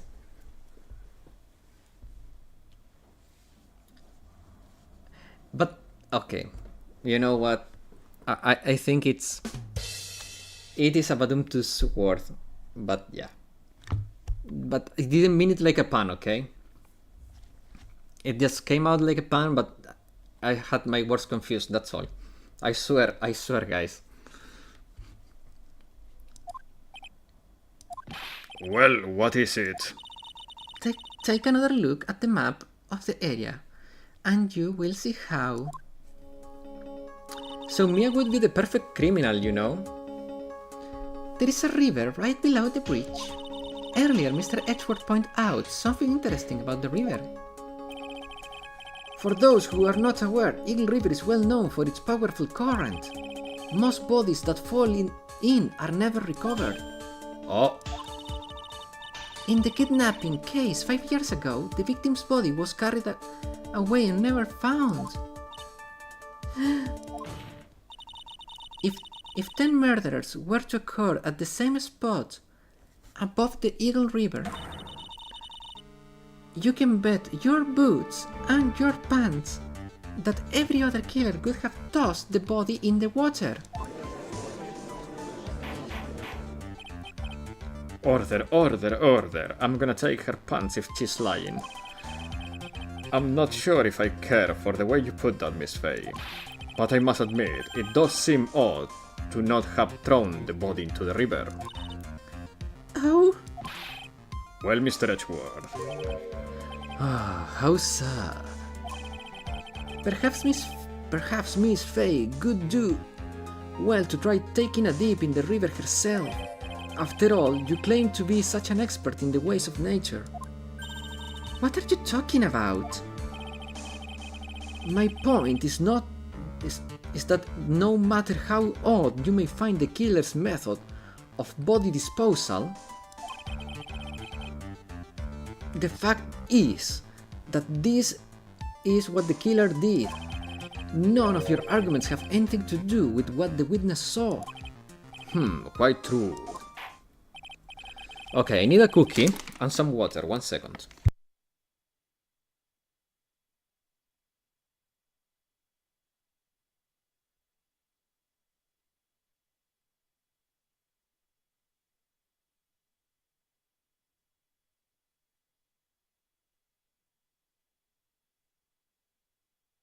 You mean what Edgeworth said? You think that Edgeworth has a good point?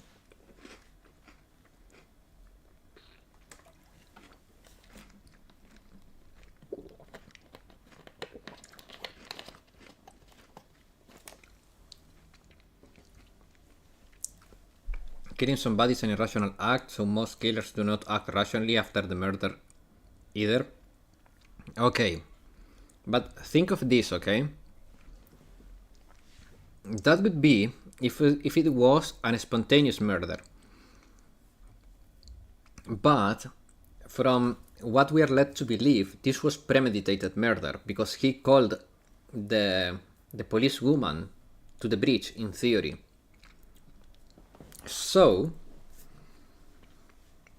if we are arguing premeditation, the best way to dispose of the body would have been part of the plan, don't you think? Now, Edgeworth has a good argument, but in the context of premeditation, it falls a little flat if you ask me. Miss Fay, it seems that your assertion is without merit after all.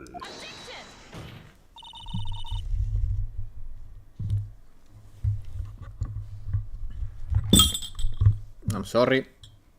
I'm trying to get the mic closer to me because I am sitting a little further from the desk. Okay. And there was a coffee cup in the desk. It was empty, thank God. But what the witness claims to have seen is totally ridiculous. Surely you can't deny that the body was found in the trunk of the car. That's certainly consistent with what the witness has told us. Ah. Please, witness, go on with your testimony. I'll try. And all you have to do is tell us what you saw. Otherwise, the mean lady might yell at you again. Who is he talking about? All right, I'll do my best.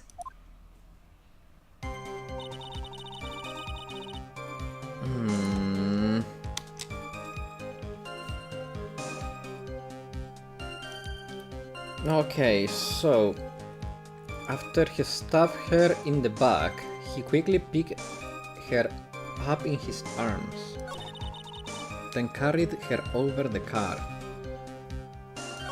The killer broke into the trunk of the stolen car and hid the body in there.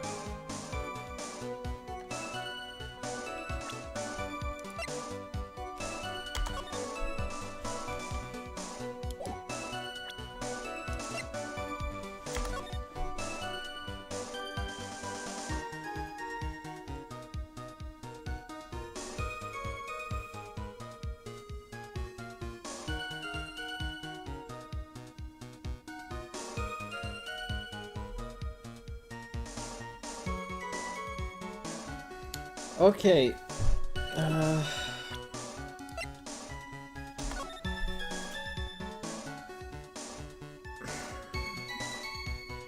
So there is one thing that is sussing me out here a little bit.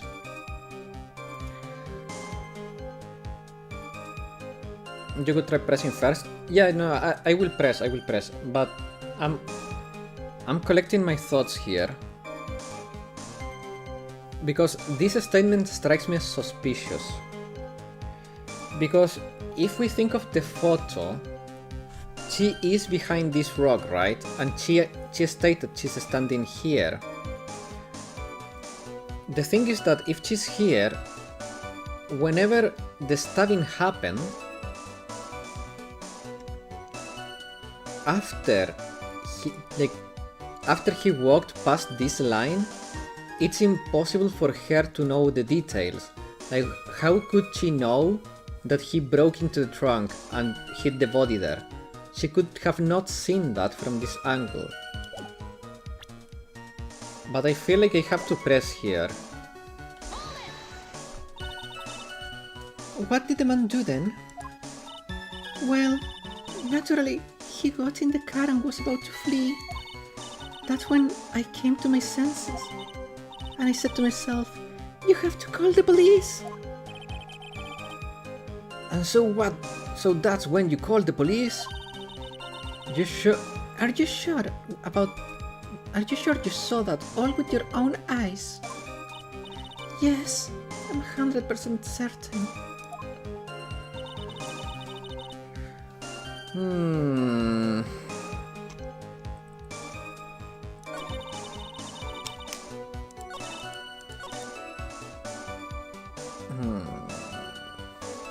Yeah, okay. I think she...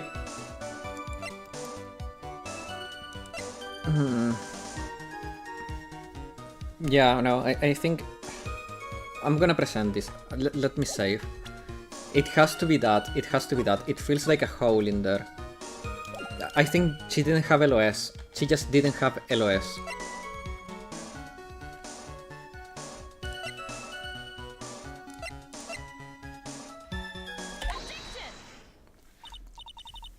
Well, Miss Foster, it looks like you've done it this time. Huh? Done what? Made a crucial mistake. A crucial mistake? Like what, Miss Faye? The killer broke into the trunk of the stolen car and hid the body in there. You're saying that you saw that, right? With your very own eyes. Yes, and... It's simple, Miss Foster. Take a look at the diagram. The place you claim to have taken the photo from that day is here. Do you see what I mean? If you try to see the car, this outcropping of the rock is directly in the way. Huh? That's right, Miss Foster. You're the killer yourself, you bitch.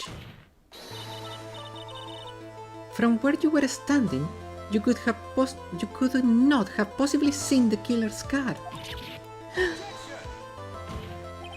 I admit the diagram shows a large outcropping of a rock. However, it's not that tall that it would have stopped her from seeing the car. That's right. It's not high at all. I was able to see the car just fine. That's a lie. I'm so sorry, but that just doesn't wash. Huh? I believe it was the witness who presented this as evidence to the court, yes? This is the location that the photo was taken from. Your very own photo tells the whole story. You can clearly see the left side of the bridge, but the outcropping of that is being referred to this is more like a cliff. Oh. Your view should have... Oh, sorry guys, I pressed right click by mistake. Should have been blocked, but you still claim to have been able to see the killer. No! Order in the court. What's the meaning of this? Oh, this ballyhoo. Your Honor, don't jump to any hasty conclusions. The fact that the escapee fled in a stolen car was reported on the news. After witnessing a murder, I'm sure you can appreciate that the witness was very upset. She must have heard the stolen car and convinced herself that she saw it. But she was repeatedly warned before starting her testimony. She was told to testify only about what she saw with her own eyes. Mr. Judge? What is it? I think I must have remembered things wrong. Hey, wait a minute. You can just say that. Miss Faye, no one on the face of the planet is perfect. Yes, indeed. Quite true. You know what they say. To err is human, to forgive is divine. I am inclined to give the benefit of the doubt to our witness here. What? That's not fair. Save your tears for later, kitten. For tonight. Mr. Armando? Don't look back until the trial is over. Now's the time to go forward. But that wasn't fair. Okay, kitten, you need to relax. Then you need to remember. The other kitten's testimony is bullshit. The killer. Okay, the killer broke to the car, blah blah blah. So tell me, how did she know that? How did she know that he broke into the trunk? Aha! Well, Miss Foster, until you can explain how you knew that, you're going to have a lot of very suspicious people on this side of the courtroom. Well, witness. Well, I'm certain that he broke into the trunk because there were marks left on the trunk lid. I'm certain they were scratch marks when he broke into it. Okay, but how did you know that? If you could have not seen the shed and you never saw the car, how do you know that? She never saw the car in theory.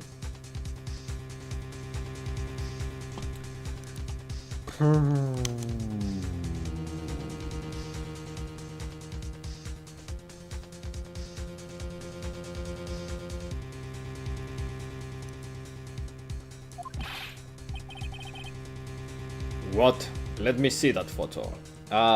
This not this disgusting smiley doll face. Yeah.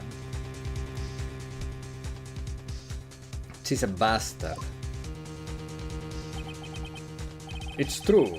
There certainly look like scratch marks around the keyhole. It's obvious that this trunk has been broken open. Well, Miss Fay, are you satisfied?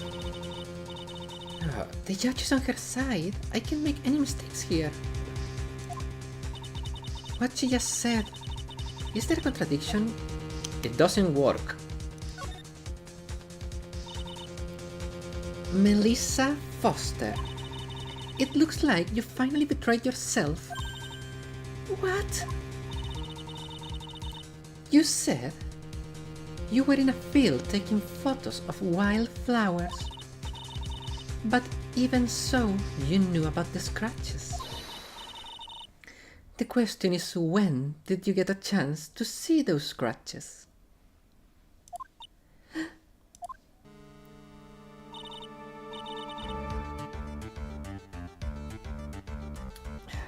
Finally, I've got her. Ha! I'm getting pretty tired of waiting over here. Then perhaps it would be faster if Miss Fay explained herself. Your Honor, there is only one possible explanation. The reason the witness had seen the scratches was...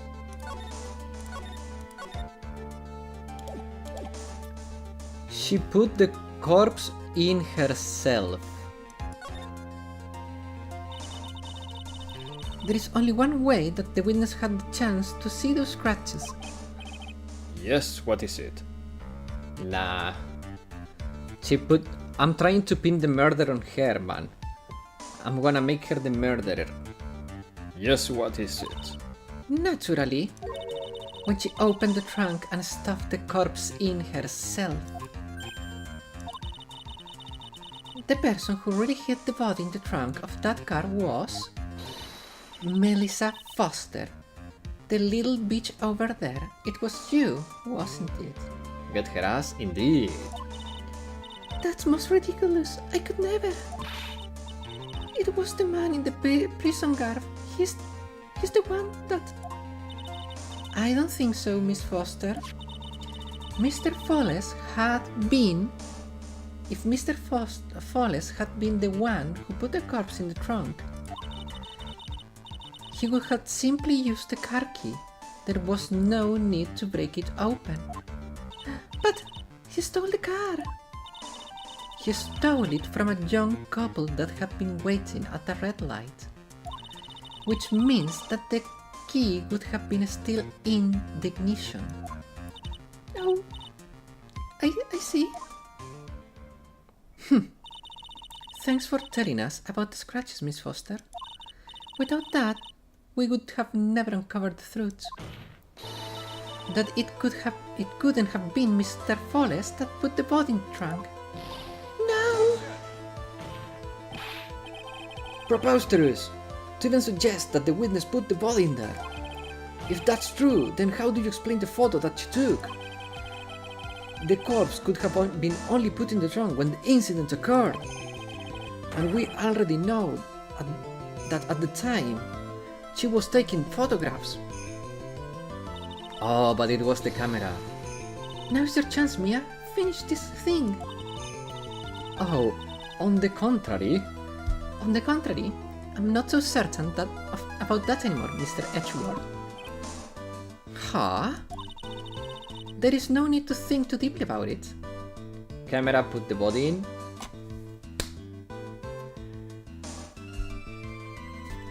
Okay, vodka.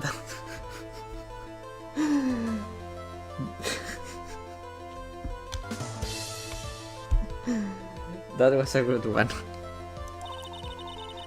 What I'm saying is the shutter for this may have not been pushed by Miss Foster herself. Let's take another look at the camera and see what features it has, shall we? It has a built-in timer into it, even a mini tripod. Huh. Why? It's almost if she had brought this camera just to take this picture.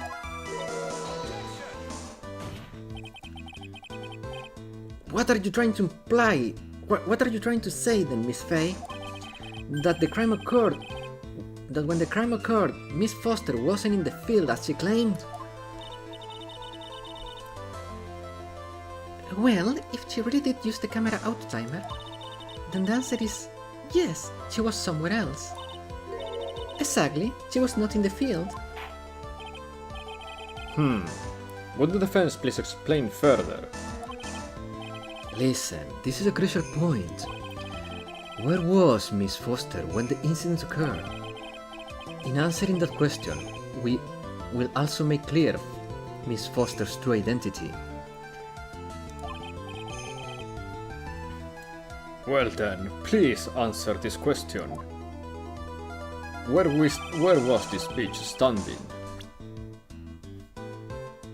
Here. Naturally, the witness was right here. But that's where the victim, Miss Hawthorne, was standing.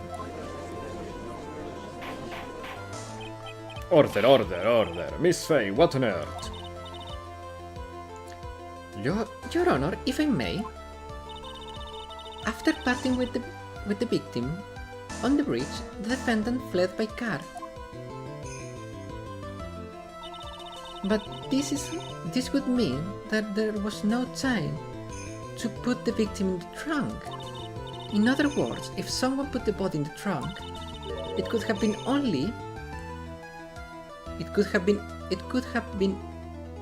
only have been before the defendant met with the victim. How asinine! Of course, Mr. Fawless met with the victim. The only person with the opportunity to have put the victim in the trunk is the same man that killed her, Terry Fawless.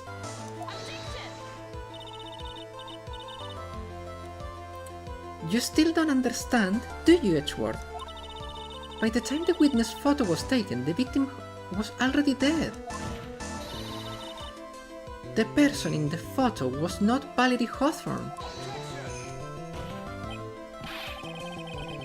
What? I've never heard anything more ridiculous in my entire life. Well, you're only 20 and this is your first court case, so what are you talking about? You cheeky little bastard. Then who exactly is the victim in this photo? Isn't it obvious? It's your own witness. What? It's the only possible explanation. The woman that Mr. Fawless met on the bridge that day was not Valerie Hawthorne. It was you, Melissa Foster. Me? Let's remember that it was raining and foggy on the mountain that day. Mr. Fawless himself believed that the woman in front of him was Valerie Hawthorne. But the defendant knew Valerie Hawthorne very well. After all, she was the woman whose testimony helped get him convicted. But since then, my client has spent 5 hard years in a federal penitentiary. He couldn't remember exactly what she looked like anymore. You're just making this up as you go along. Where's your proof? I got it all right here. This is the piece of evidence that will blow this case wide open. The victim note. At the time of the incident, Mr. Forrest had forgotten what Valerie looked like. Yeah, the victim note is obvious. Many difficult words today, huh? Yeah. Mr. Fawless had forgotten the victim's face. That's why he needed some piece of identification, namely this muddy scarf. It was Mr. Folles who requested that she wear this scarf to identify herself. That's already been proven by the nod the victim left. In other words, as long as you were wearing a scarf just like he asked, anyone could have pretended to be Valerie Hawthorne. Well, what do you have to say to that, Melissa Foster? No!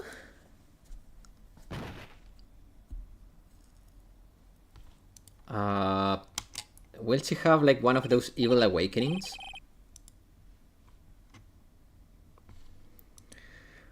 Where is Miss Foster? She's collecting herself in the lobby.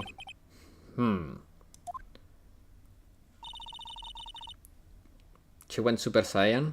Ooh. It's obvious that Melissa Foster did it.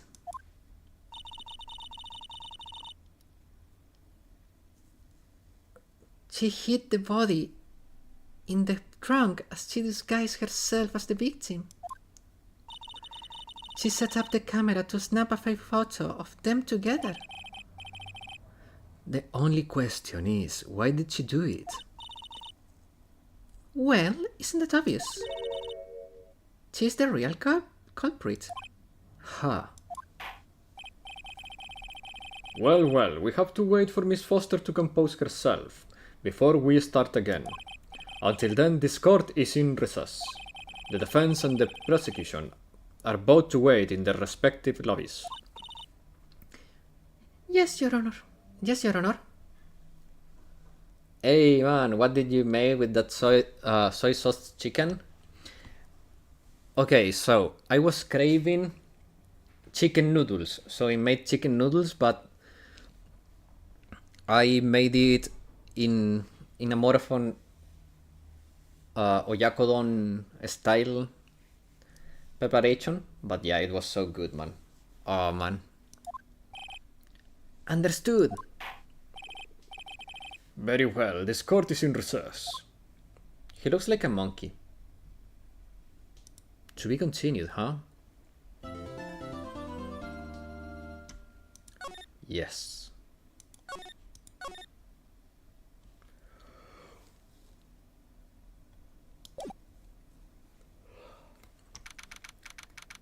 February 16, 1:14 p.m. District Court, Defendant Lobby, number 4.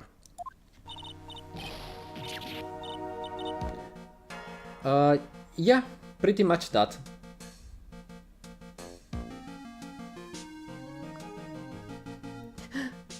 I'm so sorry. I wanna say thanks. Oh, he has the voice of a kid, they said.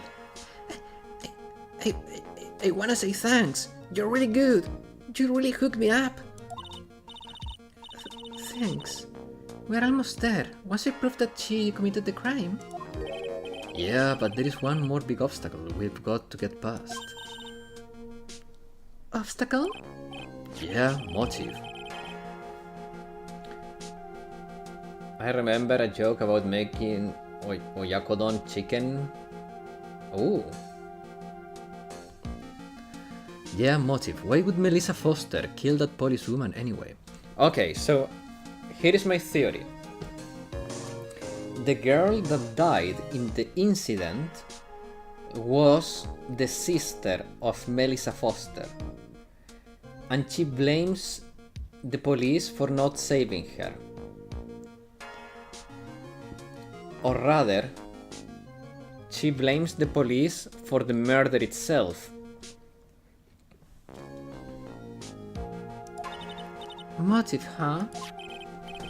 Anyway, we're still badly in need of information.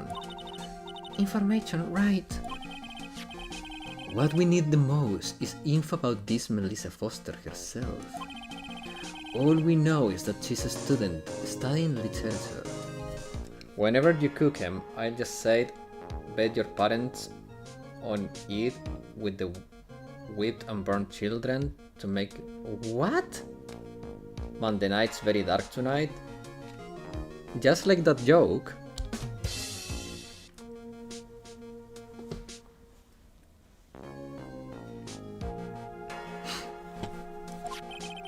And one more thing.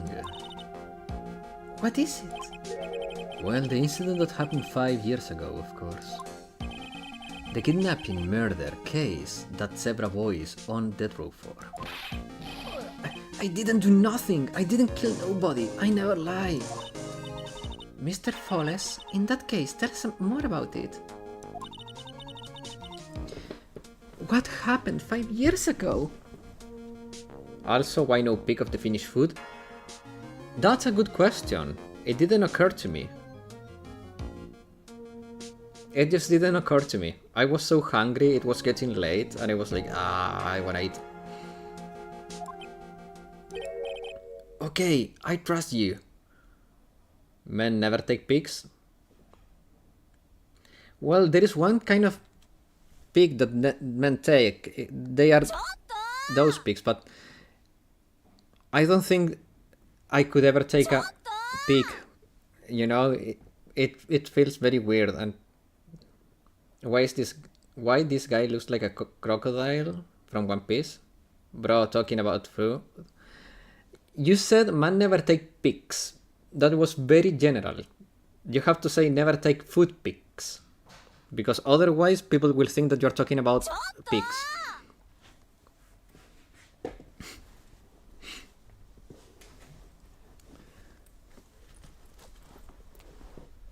Also, you guys are sharing the same brain cell. Only you could think of that, bro. Nah. Maybe you're into that? Nah. I know you wish I was, but nah.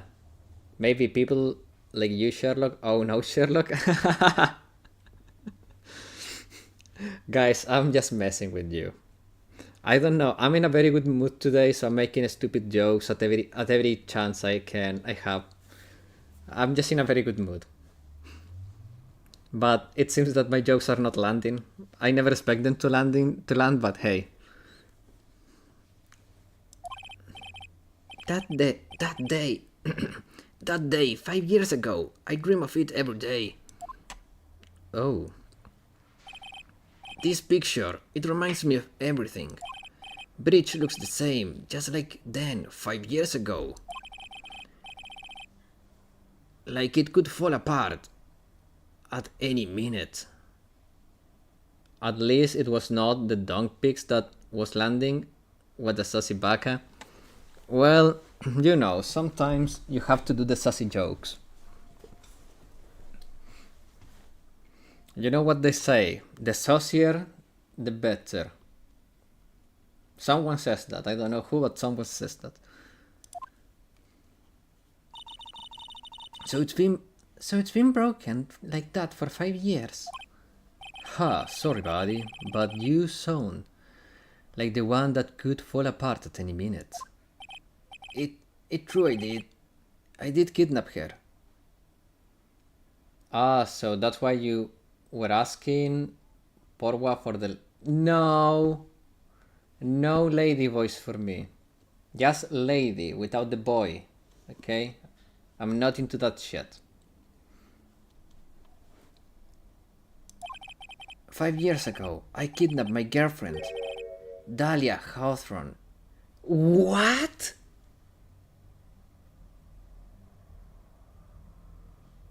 Wait a second. Isn't... What?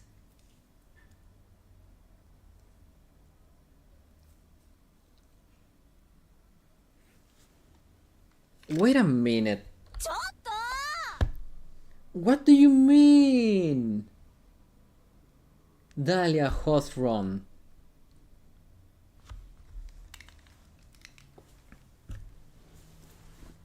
That's Phoenix's girlfriend. So wait a second. Dahlia Hawthorne. She gets around, but that doesn't make any sense though.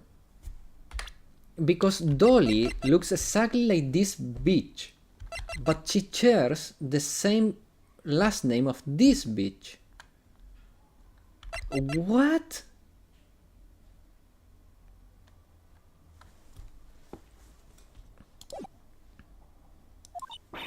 Your girlfriend? Huh? Hey, hold on there. You said Hawthorne. The victim's last name. Dahlia Hawthorne, Valerie's little sister. What? Are you serious? The girl, let her go.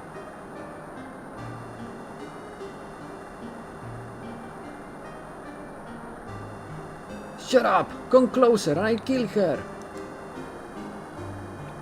Sorry, but you are not going to get the chance.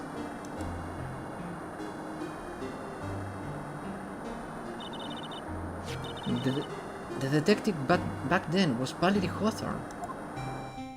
What? At first I thought shooting someone for a kidnapping was crossing the line, but if it was to protect her little sister, I can understand why she did it. Wrong! Not protect his sister. Betray Valerie. Valerie betrayed me. Betrayed us. What do you mean? She betrayed you? Everything. All lies. All make-believe. Kidnapping too. Make-believe? Kidnapping? Dahlia, my girlfriend, my love, my teen angel. Did he actually say teen angel? He's seen too many soap operas. I do anything she says, anything Dahlia says. Anything Dahlia says? Wait a minute. What you're saying is that kidnapping 5 years ago was planned by... Yeah, me and Dahlia.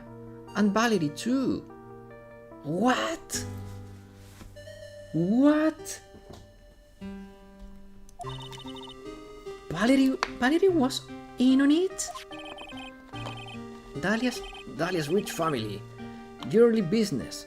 We get one jewel. That's what we thought.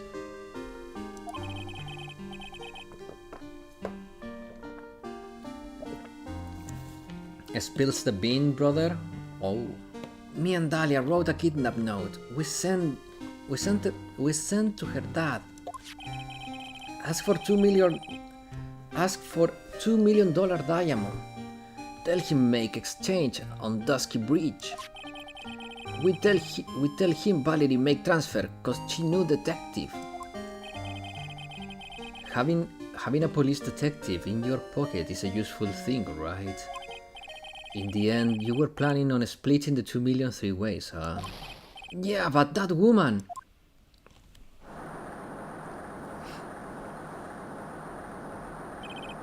That woman, Valerie, she'd do it for real. Now this is what I call a stoolie? A stool pigeon? What? What do you mean? She shoot me for real, me and Dahlia. I was shot in an arm. Dahlia, she jumped in the river. No way! Jump? You don't mean she jumped on purpose, do you? I couldn't do it. I could never push her. Anyway, I blacked out. Wake up with the police all over. And that's when they decided to give you the death sentence. I couldn't believe it. That woman, she betrayed me.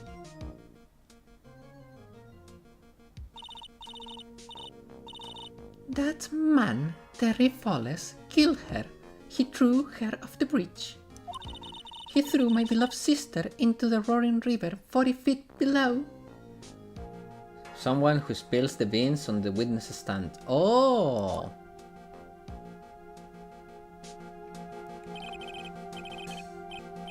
These 5 years, all I wonder is why? Why did she lie? That's all I want to know. Because she's a greedy little bastard. So what? That's why you called her. You wanted to hear the truth from Valerie herself. Yes, but I forgot what she looks like. So I tell her to wear a scarf. I don't want to hurt her. Just ask why. Why did you lie? Why did you betray me? I just wanted to hear the answer come from her mouth, that's all.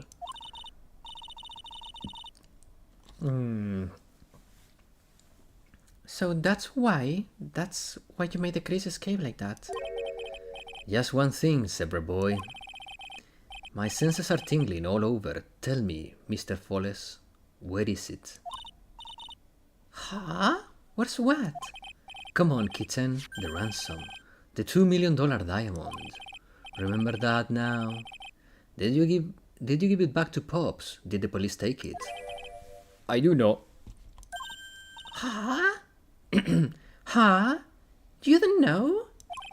Not really. I do not. It's gone with Dahlia. With Dahlia? That day, on the bridge, Dahlia put it in a backpack. Now gone with Dahlia, gone forever. Into Eagle River. Ha! It disappeared with Dahlia? Huh? Wait a minute. You can come back. You can come back in now. We are ready to go. Mr. Folles, just one more question. When you said with Dahlia, do you mean the diamond is still missing? Along with the body of Dahlia Hawthorne? Never found her, my sweet Dahlia. They never found her. Solo by the river, gone, Dahlia, my teen angel. Your teen angel? How old was she anyway? 14. 14? I guess you were robbing cradles before diamonds. He was a pedo!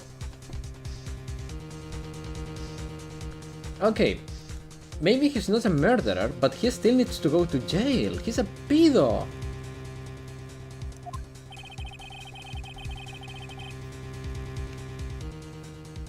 She plans a fake kidnapping and disappears into the river with a rock worth $2 million.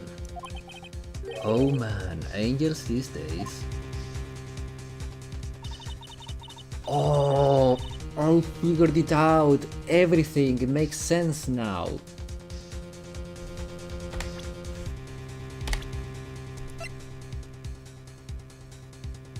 Into the good cheaper, no jail time, straight to the good cheaper, yeah. I know it all now. This is this. She survived. She was trying to get rid. So he killed her and was trying to get rid of him to keep all the money for herself. And she went through surgery to modify her ass, I mean her face, so no one would recognize her. Unless, I mean, man, ha. Folles takes the fall and gets the one-way ticket to death row. Is Dahlia Hawthorne an angel or is she a devil? It's time, kitten. Looks like we have a few more aces up our sleeve now. You bet. Diamond, a $2 million gem used as a ransom for Dahlia, lost to Eagle River 5 years ago. The training wheels come off now, Mia. You've got to strike while the iron is hot. That's one of my rules, remember it. Freaking Godot. Why? Oh, Godot, you freaking bastard. February 16, 1:49 p.m. District Court, courtroom number 4. Now then, let's continue with the trial of Mr. Terry Folles. Witness, are you feeling better? Yes, Your Honor. I will try my best. You are a brave young lady. Not this again.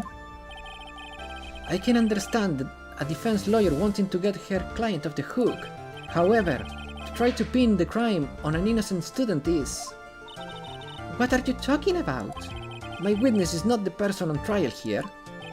She's an innocent bystander who witnessed a violent crime, that's all. What possible reason would a girl like this have for murdering a policewoman? It's certainly hard to imagine this woman was a murderer. Her motive, huh? I figured that was what I had established next. Well, Miss Faye, do you have any evidence of a motive? Yes, of course, I think. I mean, it has to be the diamond. Oh...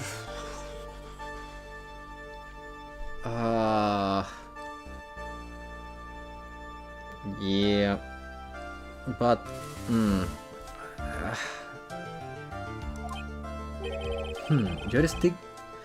You're still acting as tame as a kitten. Why don't you get your lioness out? Mr. Armando. Listen, a lawyer is someone who smiles no matter how bad it gets. Oh, that's where she got that from. Smiling on the outside while your guts are twisted in knots is the mark of a pro. Maybe so. I wish you would quit grinning at me like that. Excuse me, may I speak, Mr. Judge? Oh, of course. Mr. George is ready anytime you like. I like to say something.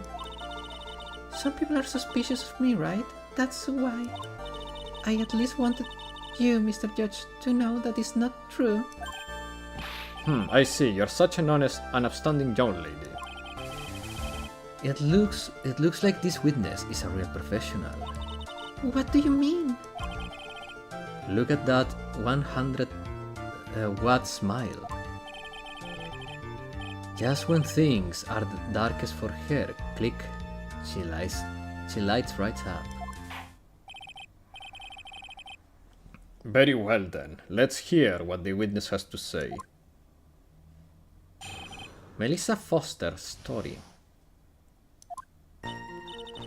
I was out of the country until the year before last.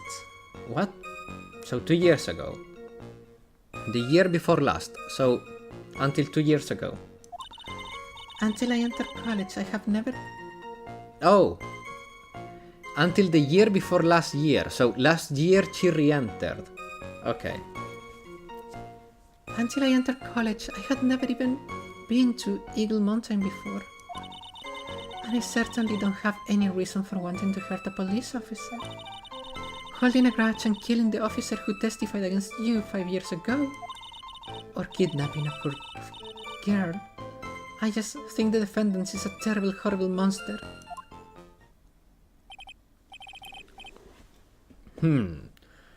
Out of the country, huh? Precisely. Furthermore, she has no possible motive for committing the murder. That's where you're wrong. Indeed. You're up the bat, kitten. Sharpen those claws and put your best smile on. You bet? Somehow I have to tie her to this case. How about we tie her around her neck and we lift the rope and...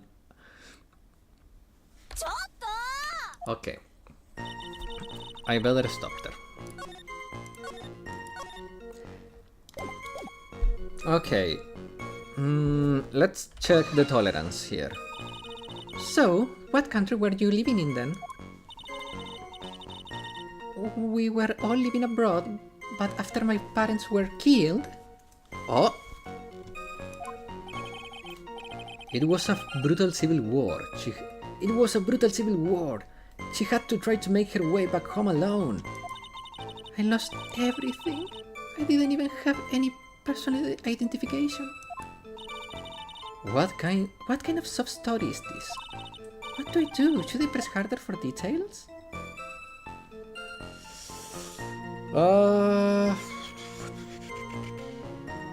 I think this is bait. Wait and see. There is nothing I can do about her claim to have... Yeah. All I can do is to find some evidence about her real identity. Very well then, Miss Foster, please proceed. Okay. So what made you decide to go to Eagle Mountain anyway? Yeah, you don't have counterclaim anyways? Yeah. I just love being outdoors, picnics, hiking, you know, that sort of things. You don't look like much like a hiker to me. But do you look like a digger of sorts? A grave digger?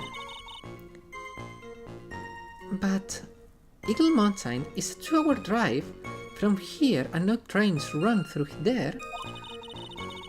There are plenty of mountains that are closer and easier to get to. Well, I went there once with the college hiking group. I fell in love with the stark desolate beauty of, and its cold yet romantic gloominess. Didn't know you were such a goth. Oh.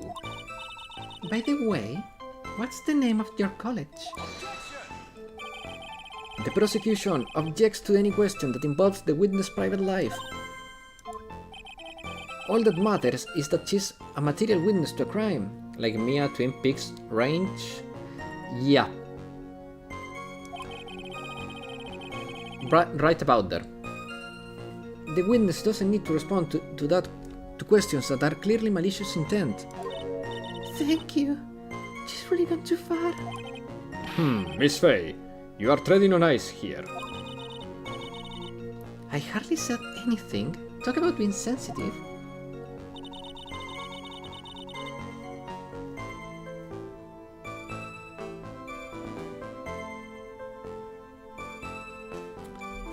I don't feel like it.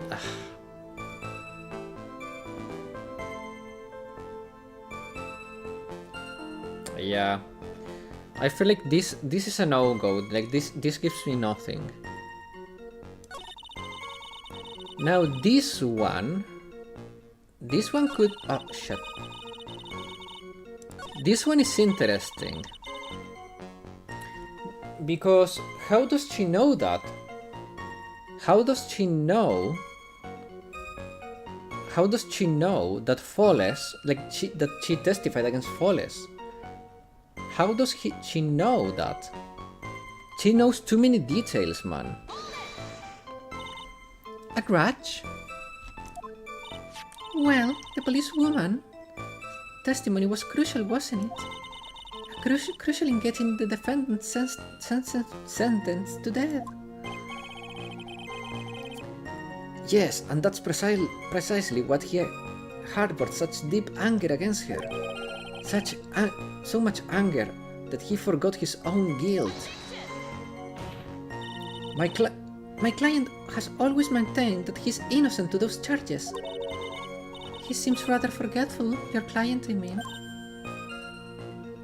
Oh.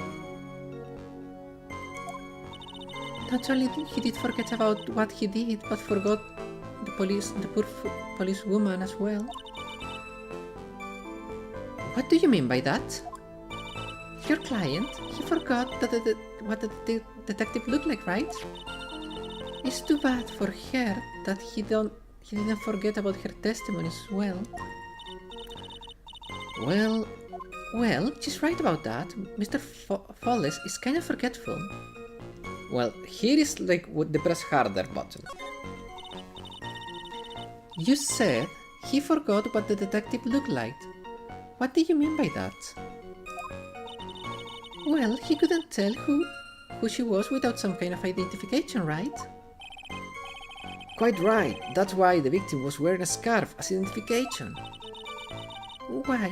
If I had been wearing a white scarf that day, then he probably would have tried to kill me. That's true. He's clearly a bitter man. This is bad. Mr. Foles' reputation just keeps getting worse and worse. Sometimes it's best not to poke too deep. What should I do with that last statement? Have it added to the testimony, I guess. Your Honor, what the witness just said now was tremendously important. I'd like to have it added to the official testimony.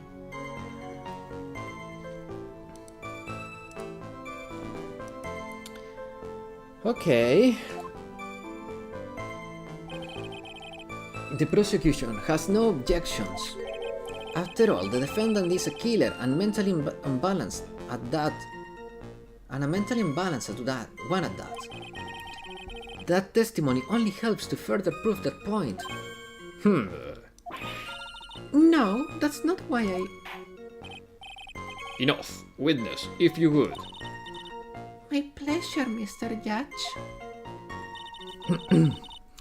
Man, this case start has been so weird. I've been doing girly voices for like 2 hours and a half now.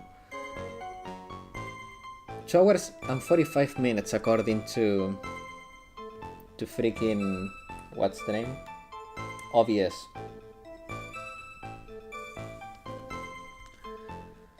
Oh...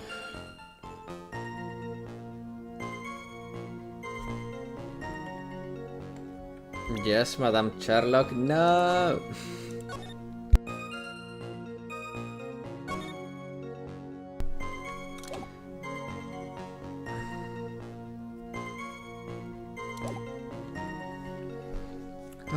I feel like there is something here, man. I feel like there is something here.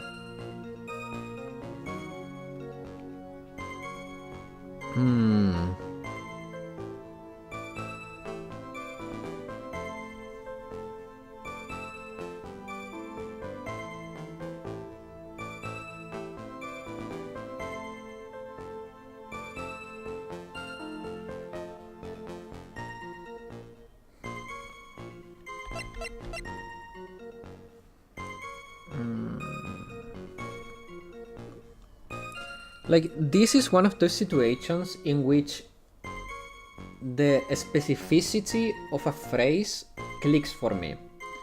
And the fact that she's specifying very strongly white scarf makes me feel like either... sorry. I think it's either this or that.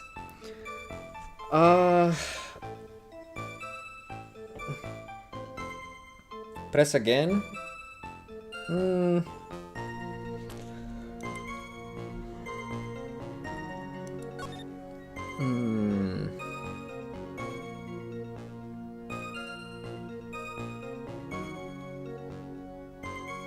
Wait a second. Talk to Dahlia. Tell her this time the whole truth must come out. Wait a second. The note says talk to Dahlia, but Dahlia is supposed to be dead. I see. Oh. I got it. Okay, so Foles, 4:30, that bridge, wear a scarf for identification. That's the summary of their conversation. Talk to Dahlia, tell her this time the whole truth must come out, is a memo for herself. So, Dahlia, which is this bastard that is pretending to be a Melissa, when she's Dahlia, wanted to kill her sister and make sure that the dude ends up in prison for good, because if the truth was to come out, she would be in trouble. All three of them would be in trouble. So she basically wanted to get rid of the other two. That's okay, that's what happened. So I'm gonna present the note here.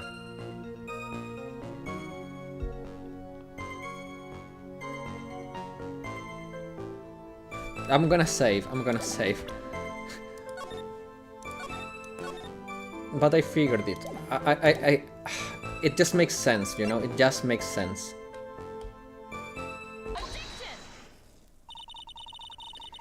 It's true, Mr. Fawless did give instructions to Valerie Hawthorne about their meeting. Note the note that she left said, "Wear a white scarf for identification." Yes, what about it? Isn't it obvious? Doesn't it strike you as odd that the note was a was secret piece of evidence? How is this? How is that the witness knows about it? Order, order, order! It's odd, isn't it? Well, Mr. Edgeworth, did you show top secret evidence to the witness? Your Honor, I certainly gave anyone permission to do such a thing. In that case, just a moment. Of course I didn't know about the note. I just saw it when it happened with my own eyes. The victim went to see the killer. She used her own scarf to signal him. That's why I assumed the signal was a white scarf. I suppose that makes sense. Come on, Mia. Come on, Mia, you can't let her whistle out of it that easily. Witness, so sorry about your explanation. It's not going to work here. But why? It is true. That's what I saw. Impossible. Impossible? There is no way you could have seen the victim use a white scarf to signal him, because it was light blue. You've said several times in your testimony that the victim was wearing a white scarf. A white scarf, correct? Yes. Is something wrong? You little kinky bastard. That's what I'd like to know, Miss Foster. Have a look at this. It's the victim's scarf. I'm sure people would disagree about what color this is. However, certainly it's not white. You knew what the note said. She knew the contents of the note? It says, wear a white scarf for identification. That's the reason why you said it was white.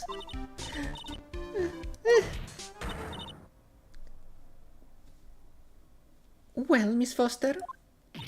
No! There is an ad on Purple Place, so we're gonna wait for a minute. Exactly one minute. Because I don't think everyone in the Purple Place is soft, so let's give the Purple Place a minute. I will take the chance to drink some water.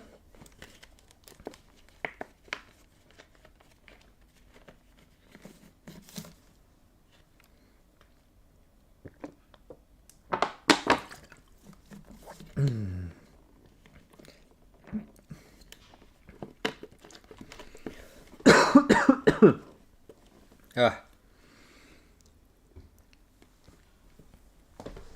10 seconds, I'm gonna eat a cookie.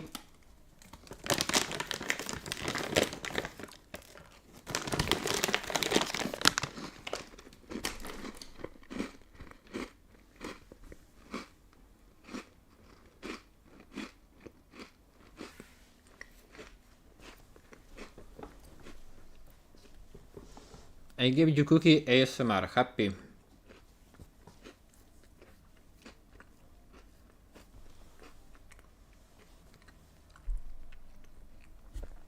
Okay. Ah, perfect. As the ad ended, a piece of crap tried to promote shit and I banned it. Crunchy indeed.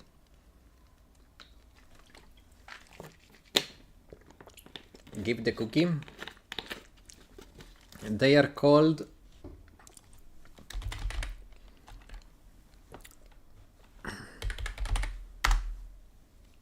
that's the name of the cookie. Very good. I didn't want the name. Well, I want the food. Well, you know, there is nothing I can do about that. Okay, let's resume our game. Order, Mr. Edgeworth. I'm waiting for an explanation. I'm quite sure this note wasn't leaked to the public. There is? Dude, I have no money. No, that's... You know how expensive would that be?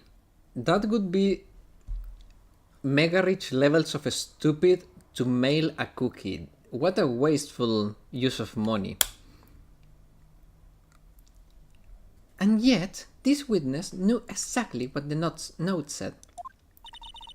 At the time of the murder, the number of people that knew were quite limited. Terry Foles is one, the person who wrote the note, Valerie Hawthorne is another. And finally, one more person. Did you say one more person? It's wasteful to feed hungry people, GG. Yeah, I hate feeding hungry people, man. If they are hungry, go hunt. It's not my problem. I need to feed myself.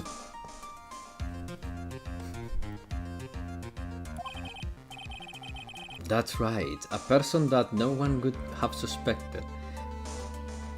I'm obviously joking.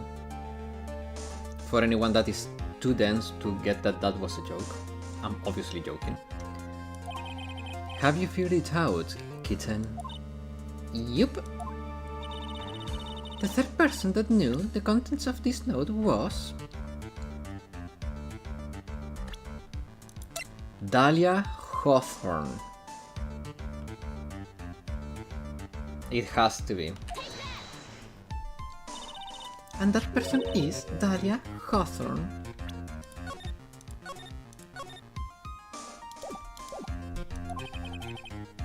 Dahlia Hawthorne. I never heard that name before. Look at the victim's note. This is what it says. Talk to Dahlia. Tell her this time.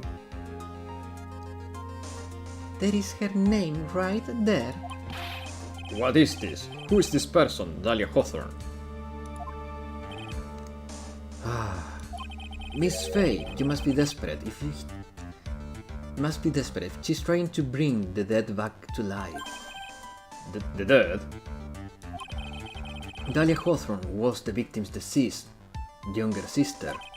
She was killed in a crime 5 years ago. Killed in a crime? You don't mean... Yes, she was kidnapped and killed by Terry Foles. That's not true. You imbecile. You said she was killed, but was she really? What are you implying? Of course, people thought she had died 5 years ago, when she fell off Dusky Bridge and was lost in the Eagle River. However, her corpse was never found. She was declared legally dead 5 years ago. And as far as the law is concerned, Dahlia Hawthorne is officially dead. But the fact remains that her body was never recovered. Dahlia Hawthorne was 14 5 years ago.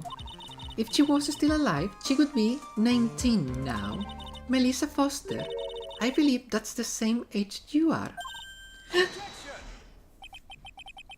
Even you couldn't. Miss Faye, you are not sane. Elementary, but I am. That's precisely what I'm saying. This witness before us, that girl, is the girl that was kidnapped 5 years ago. This girl, in fact, is Miss Dahlia Hawthorne. What the... Nice work. That was like tossing a grenade into three alarm fire. But unless you can tie all the loose ends together, you are nothing but a hit-and-run arsonist. I understand. If I can expose her tornado, I can turn this whole case on its head. Now's my chance to make Mr. Edgeworth squirm. Witness. Just who are you anyway? I am... I didn't think it'd come to this. That's enough. You don't have to say anything more, witness. Yes, I understand. What? Mr. Edgeworth, explain yourself. Your Honor, I have an admission to make. I honestly never thought the defense would pursue the matter this far. Coaching the witness? Yeah. You don't mean... Yes, the prosecutor office isn't filled with the fools you know. Naturally, we conduct a full background check on all our witnesses. What did he say? It looks like the kid knew. He knew her true identity from the get-go. No way, but then why? If you hadn't revealed her secret, he wasn't going to say anything about it. All he wanted was her testimony, so he made a little trade. Let me introduce you to the victim's younger sister, Miss Dahlia Hawthorne. But I thought she died 5 years ago. We thought so as well, but, well, as you can see. Why? Why did she hide her identity for 5 years? That's nothing to do with the current case. She was merely an accidental witness to a crime. Nah, brother, you are wrong there. That little cheeky smile is gonna get erased very promptly. Accidental? You don't believe that for a minute. For the last 5 years, she has been playing the role of the victim. And now we find her acting suspiciously at the scene of another murder? Really, Miss Faye? I must say, your strategy here is painfully obvious. You're trying to pin your client's crime on an innocent witness in order to win. At any cost. How dare you? Please, let us take a moment to think. 5 years ago, this girl was kidnapped and nearly killed. But that's not true.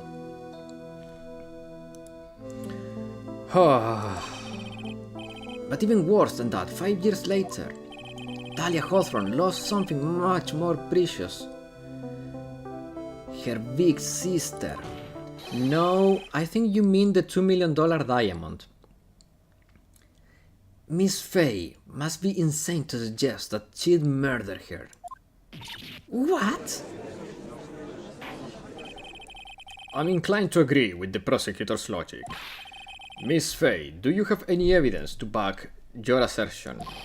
What possible reason this witness could have for killing her beloved sister? That's a good question. Well, actually, no, it's not a good question. It's this. To shut her up. No, it's to shut her up. This time the whole truth must come out. I don't think it's the diamond yet, because we need to establish that there was a secret. Before we can jump to the diamond, we need to establish that there was a secret worth keeping. And what was the secret worth keeping? All the shenanigans that happened 5 years ago.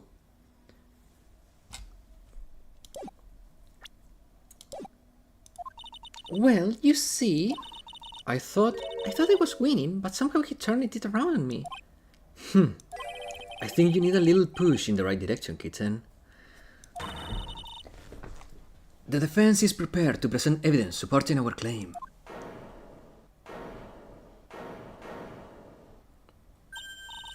That wasn't me. It was this guy. This crazy coffee addict. I think we heard enough empty threats from you, old man. What makes you think they're empty, boy? Because your protégé looks like she's sweating bullets. I'm sweating bullets.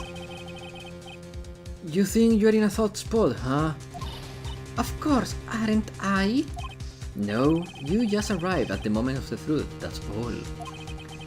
Whether you win or lose, that's up to you. Up to me? The rashness of youth, how charming. Sweet Mia? Sweetie Mia?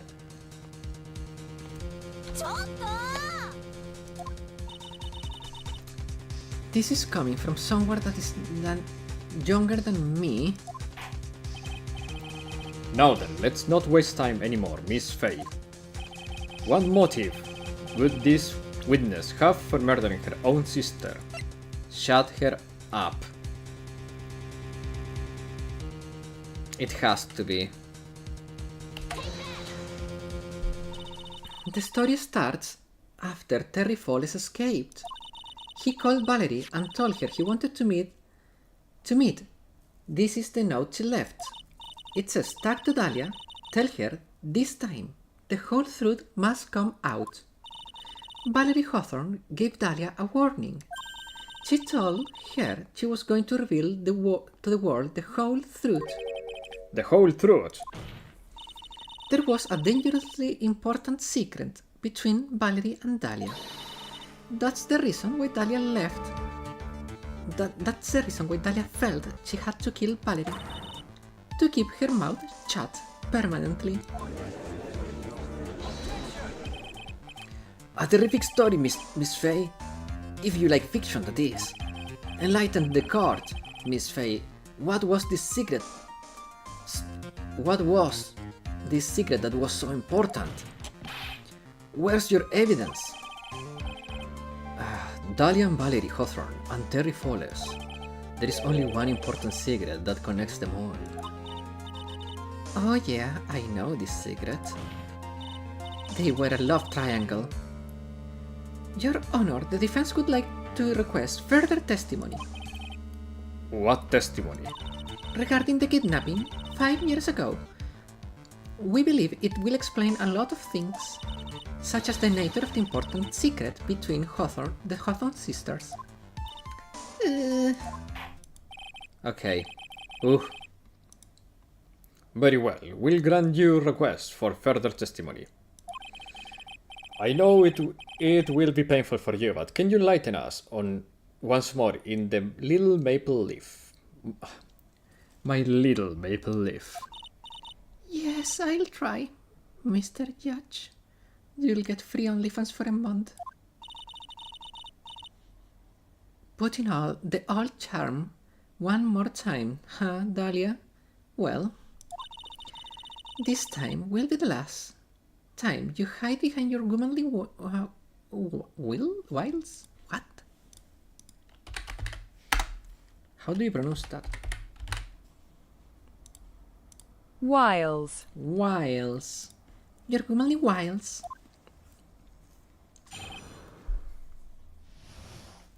"5 years ago. 5 years ago, I was kidnapped by Mr. Falls.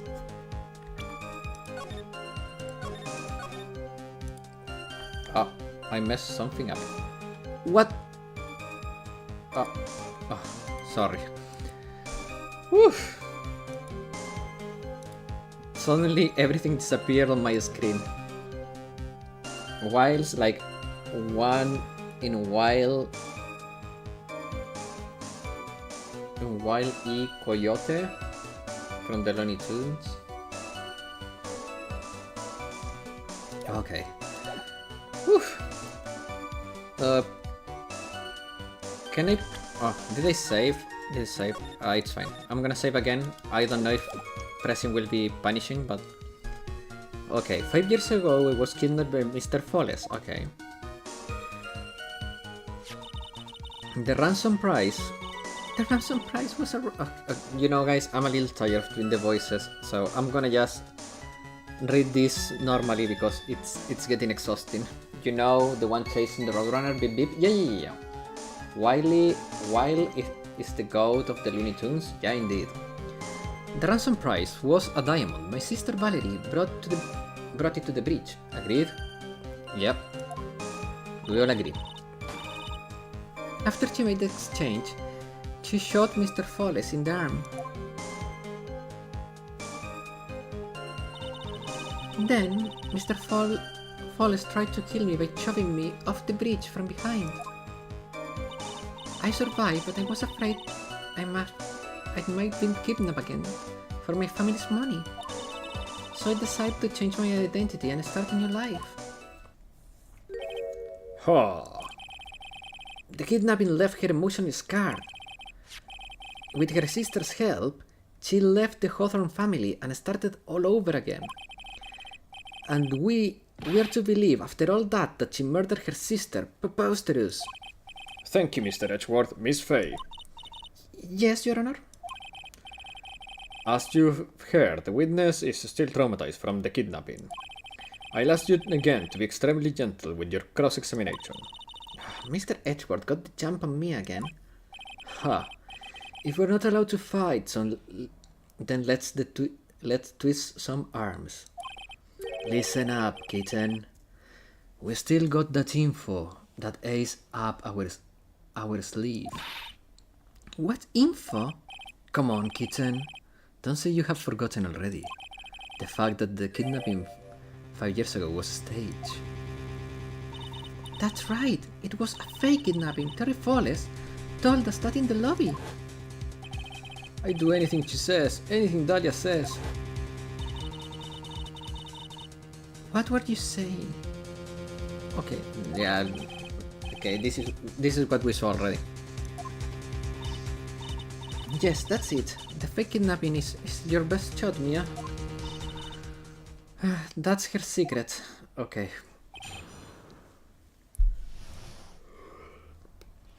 Five years ago. What? Something happened? Yeah, it's fine.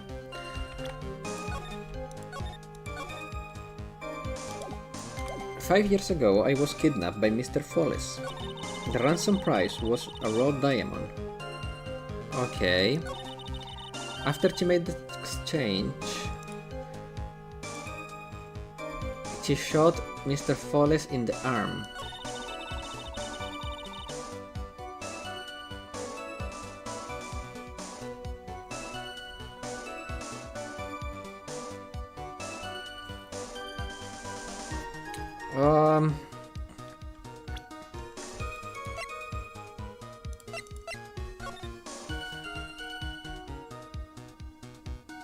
No, that's a lie. Because, okay, we were told that the dude, she said, okay, wait.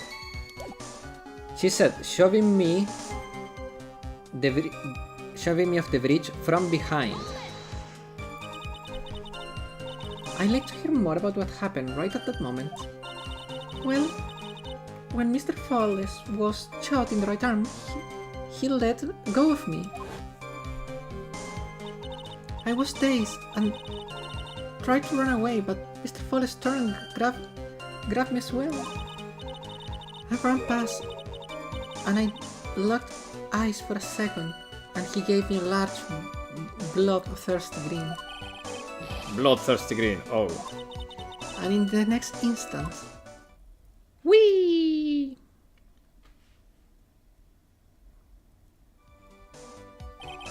I advise the court to remember that the river is 18 feet deep and incredibly swift. Yeah? I was a strong swimmer, but I was knocked out. Yet? Indeed.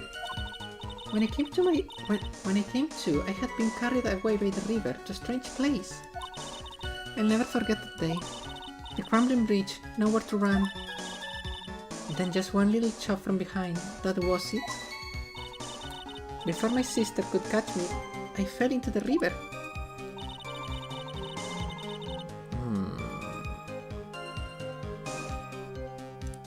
Okay. Nah. It's impossible, because if she shoved her from behind, she would have fell into the rocks. She should have died if that was the case. I'm gonna present this here. You say that Mr. Falls pushed you into the Eagle River. However, that's hard to believe. But it's true. I felt a push on my back. I'm certain of it. It was Mr. Follis. I'm sorry, I guess I wasn't clear enough. I shouldn't have said that's hard to believe. I should have said that's impossible. Impossible? I asked the court to recall the condition of the Dusky Bridge now and 5 years ago.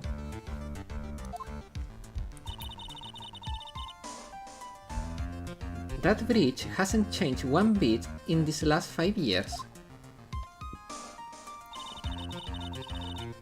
If someone had pushed you from behind, as you claim, instead of being carried by the water, by the river, you would have landed, you have been smashed by the bedrock below. A most certain death. Do you understand now, Dahlia Hawthorne? You're a little bastard. The very notion that my client pushed you from behind is impossible. Your Honor, this event occurred 5 years ago. Why? For all we know, the water level in the river may have been higher back then. But it's 40 feet from the bridge to the river. A small change in the water level wouldn't have made a difference.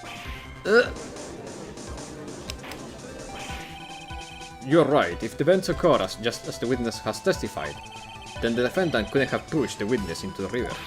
Young lady, what is the meaning of this? I'm just a little dirty liar. You see, Just a moment, Your Honor. It's true the witness testified that the defendant pushed her into the river. However, she never stated that she fell from the back end of the bridge. What do you mean? After being shot in the arm, it's plausible that Mr. Follis panicked. Therefore, he could have unwittingly pushed her off the side of the bridge. If that's true, she would have fallen into the river. Well, Miss Hawthorne, is Mr. Edgeworth's explanation correct? Now that you mention it... Objections call for speculation indeed.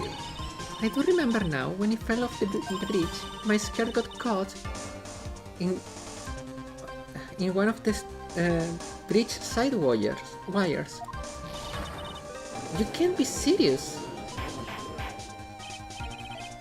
Order in the court. It seems that Miss Faye's assault has finally reached its conclusion. Now, not now, Mia. This is no time to retreat. Unfortunately for you, this is just the start of Miss Faye's assault. What? Oh, you're gonna see it tonight, boy. I believe your reason went like this, Mr. Edgeworth. After being shot in the arm, it's plausible that Follis panicked. Therefore, he could have unwittingly pushed her off the side of the bridge. However, once again, I'm forced to say that's impossible. Ridiculous. What's so impossible about it? Because your logic is flawed, contradicts the court record. Wait.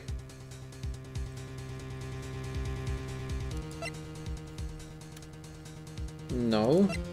Maybe? Yeah, no, he cannot push her. She cannot push her because look at the bridge. She would have to jump herself there. Like, it's not possible. Look at the ropes. For her to fall, like, she had to move herself between those.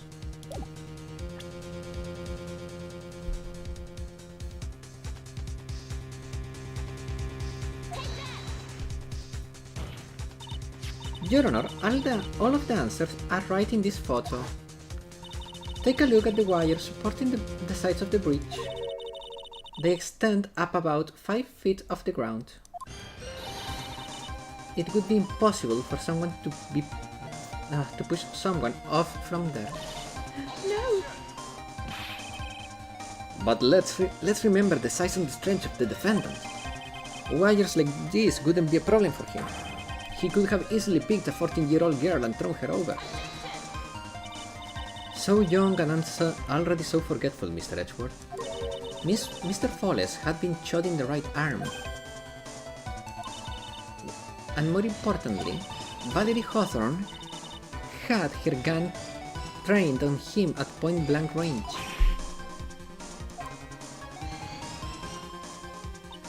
So, Mr. Folles, throwing the witness off the bridge, that's clearly impossible.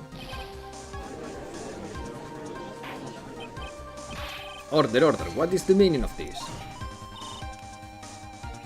Dahlia Hawthorne, you jump into the river intentionally.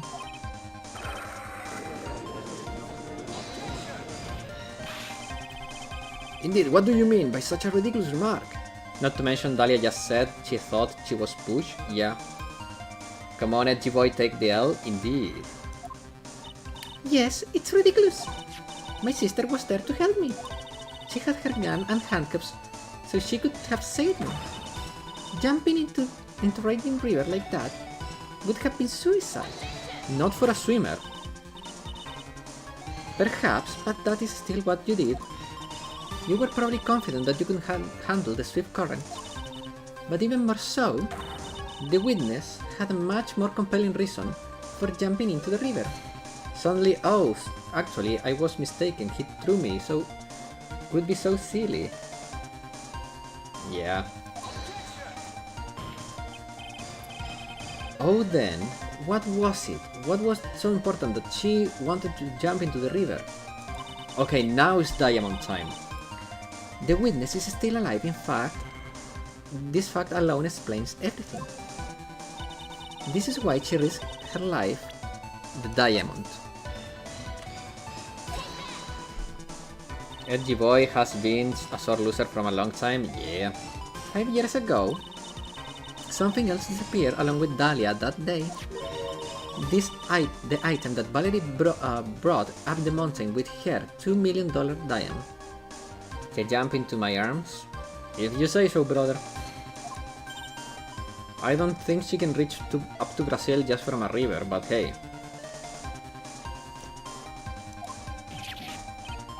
Oh no, it can be!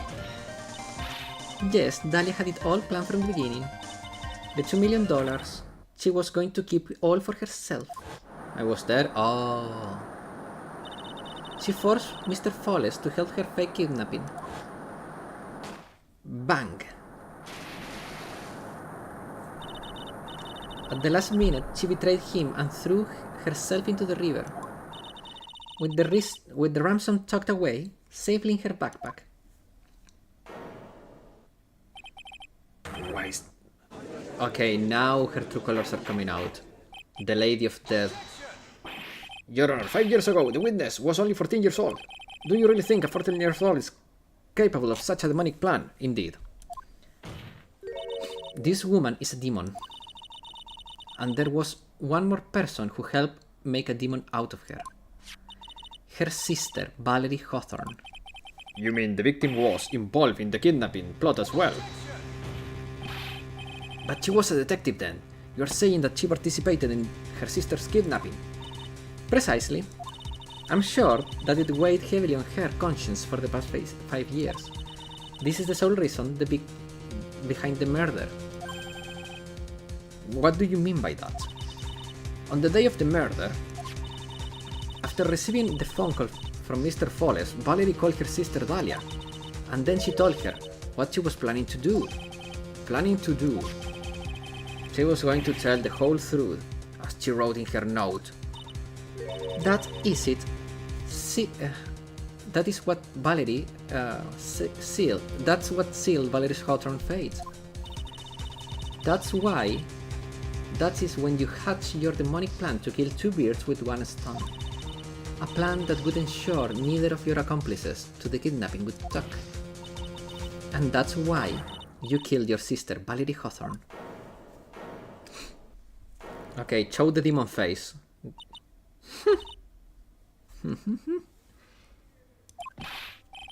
Who's that laughing at a time like this? I hit the funny bone in my elbow 4 times in a row. I'm in agony. Forgive me. It's just hilarious. A witness? Is that you? You miss me, human. Miss me a Faye. Look at that demon.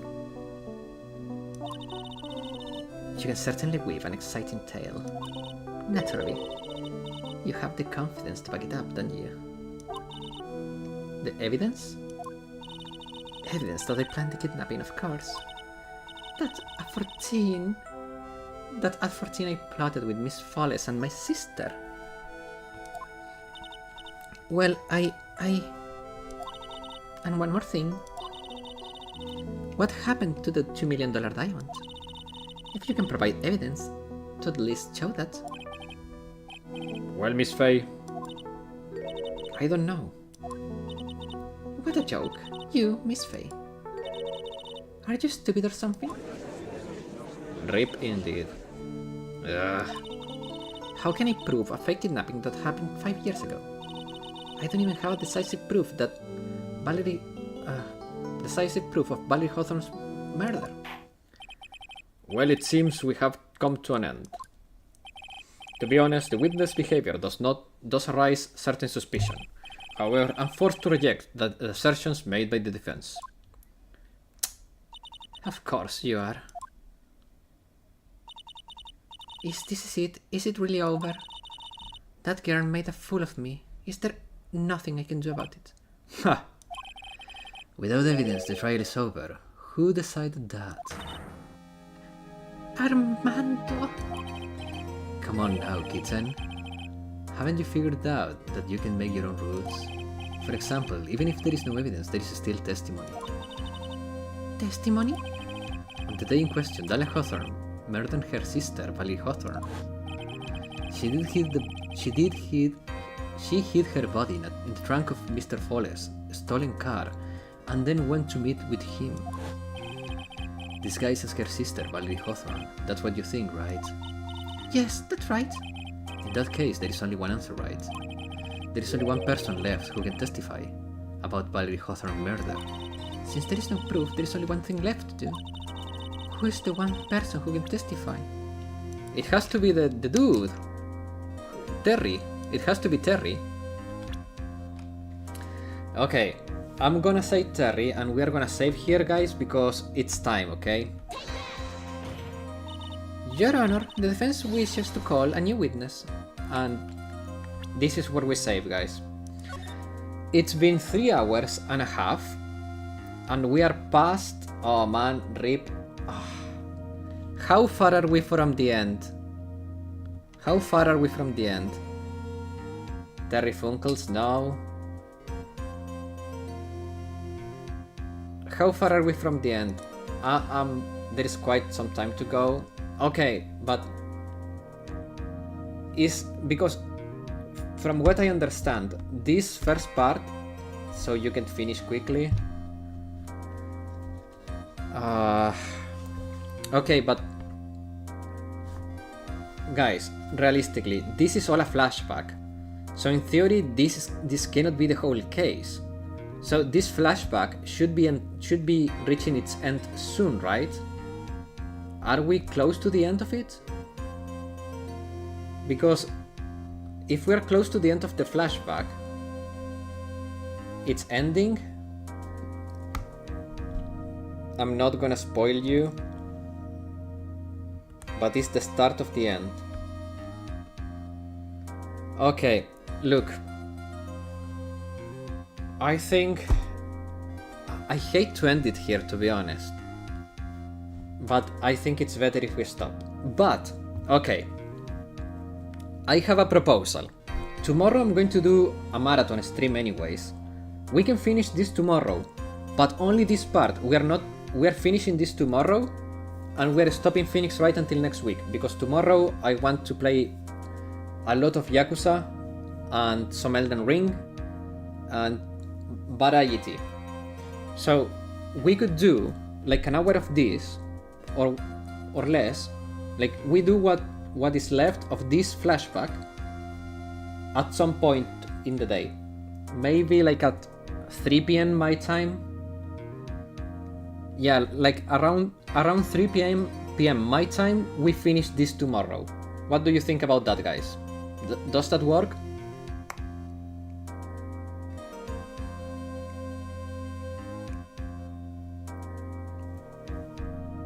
Or maybe, yeah, or maybe we can save it for the last bit of the stream, like from 6 to 7.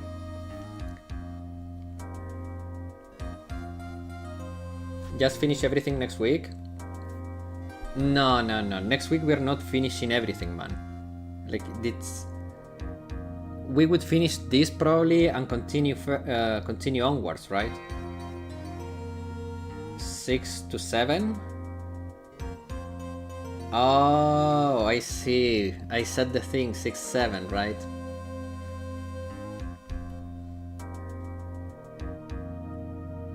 Chill with whatever. Okay.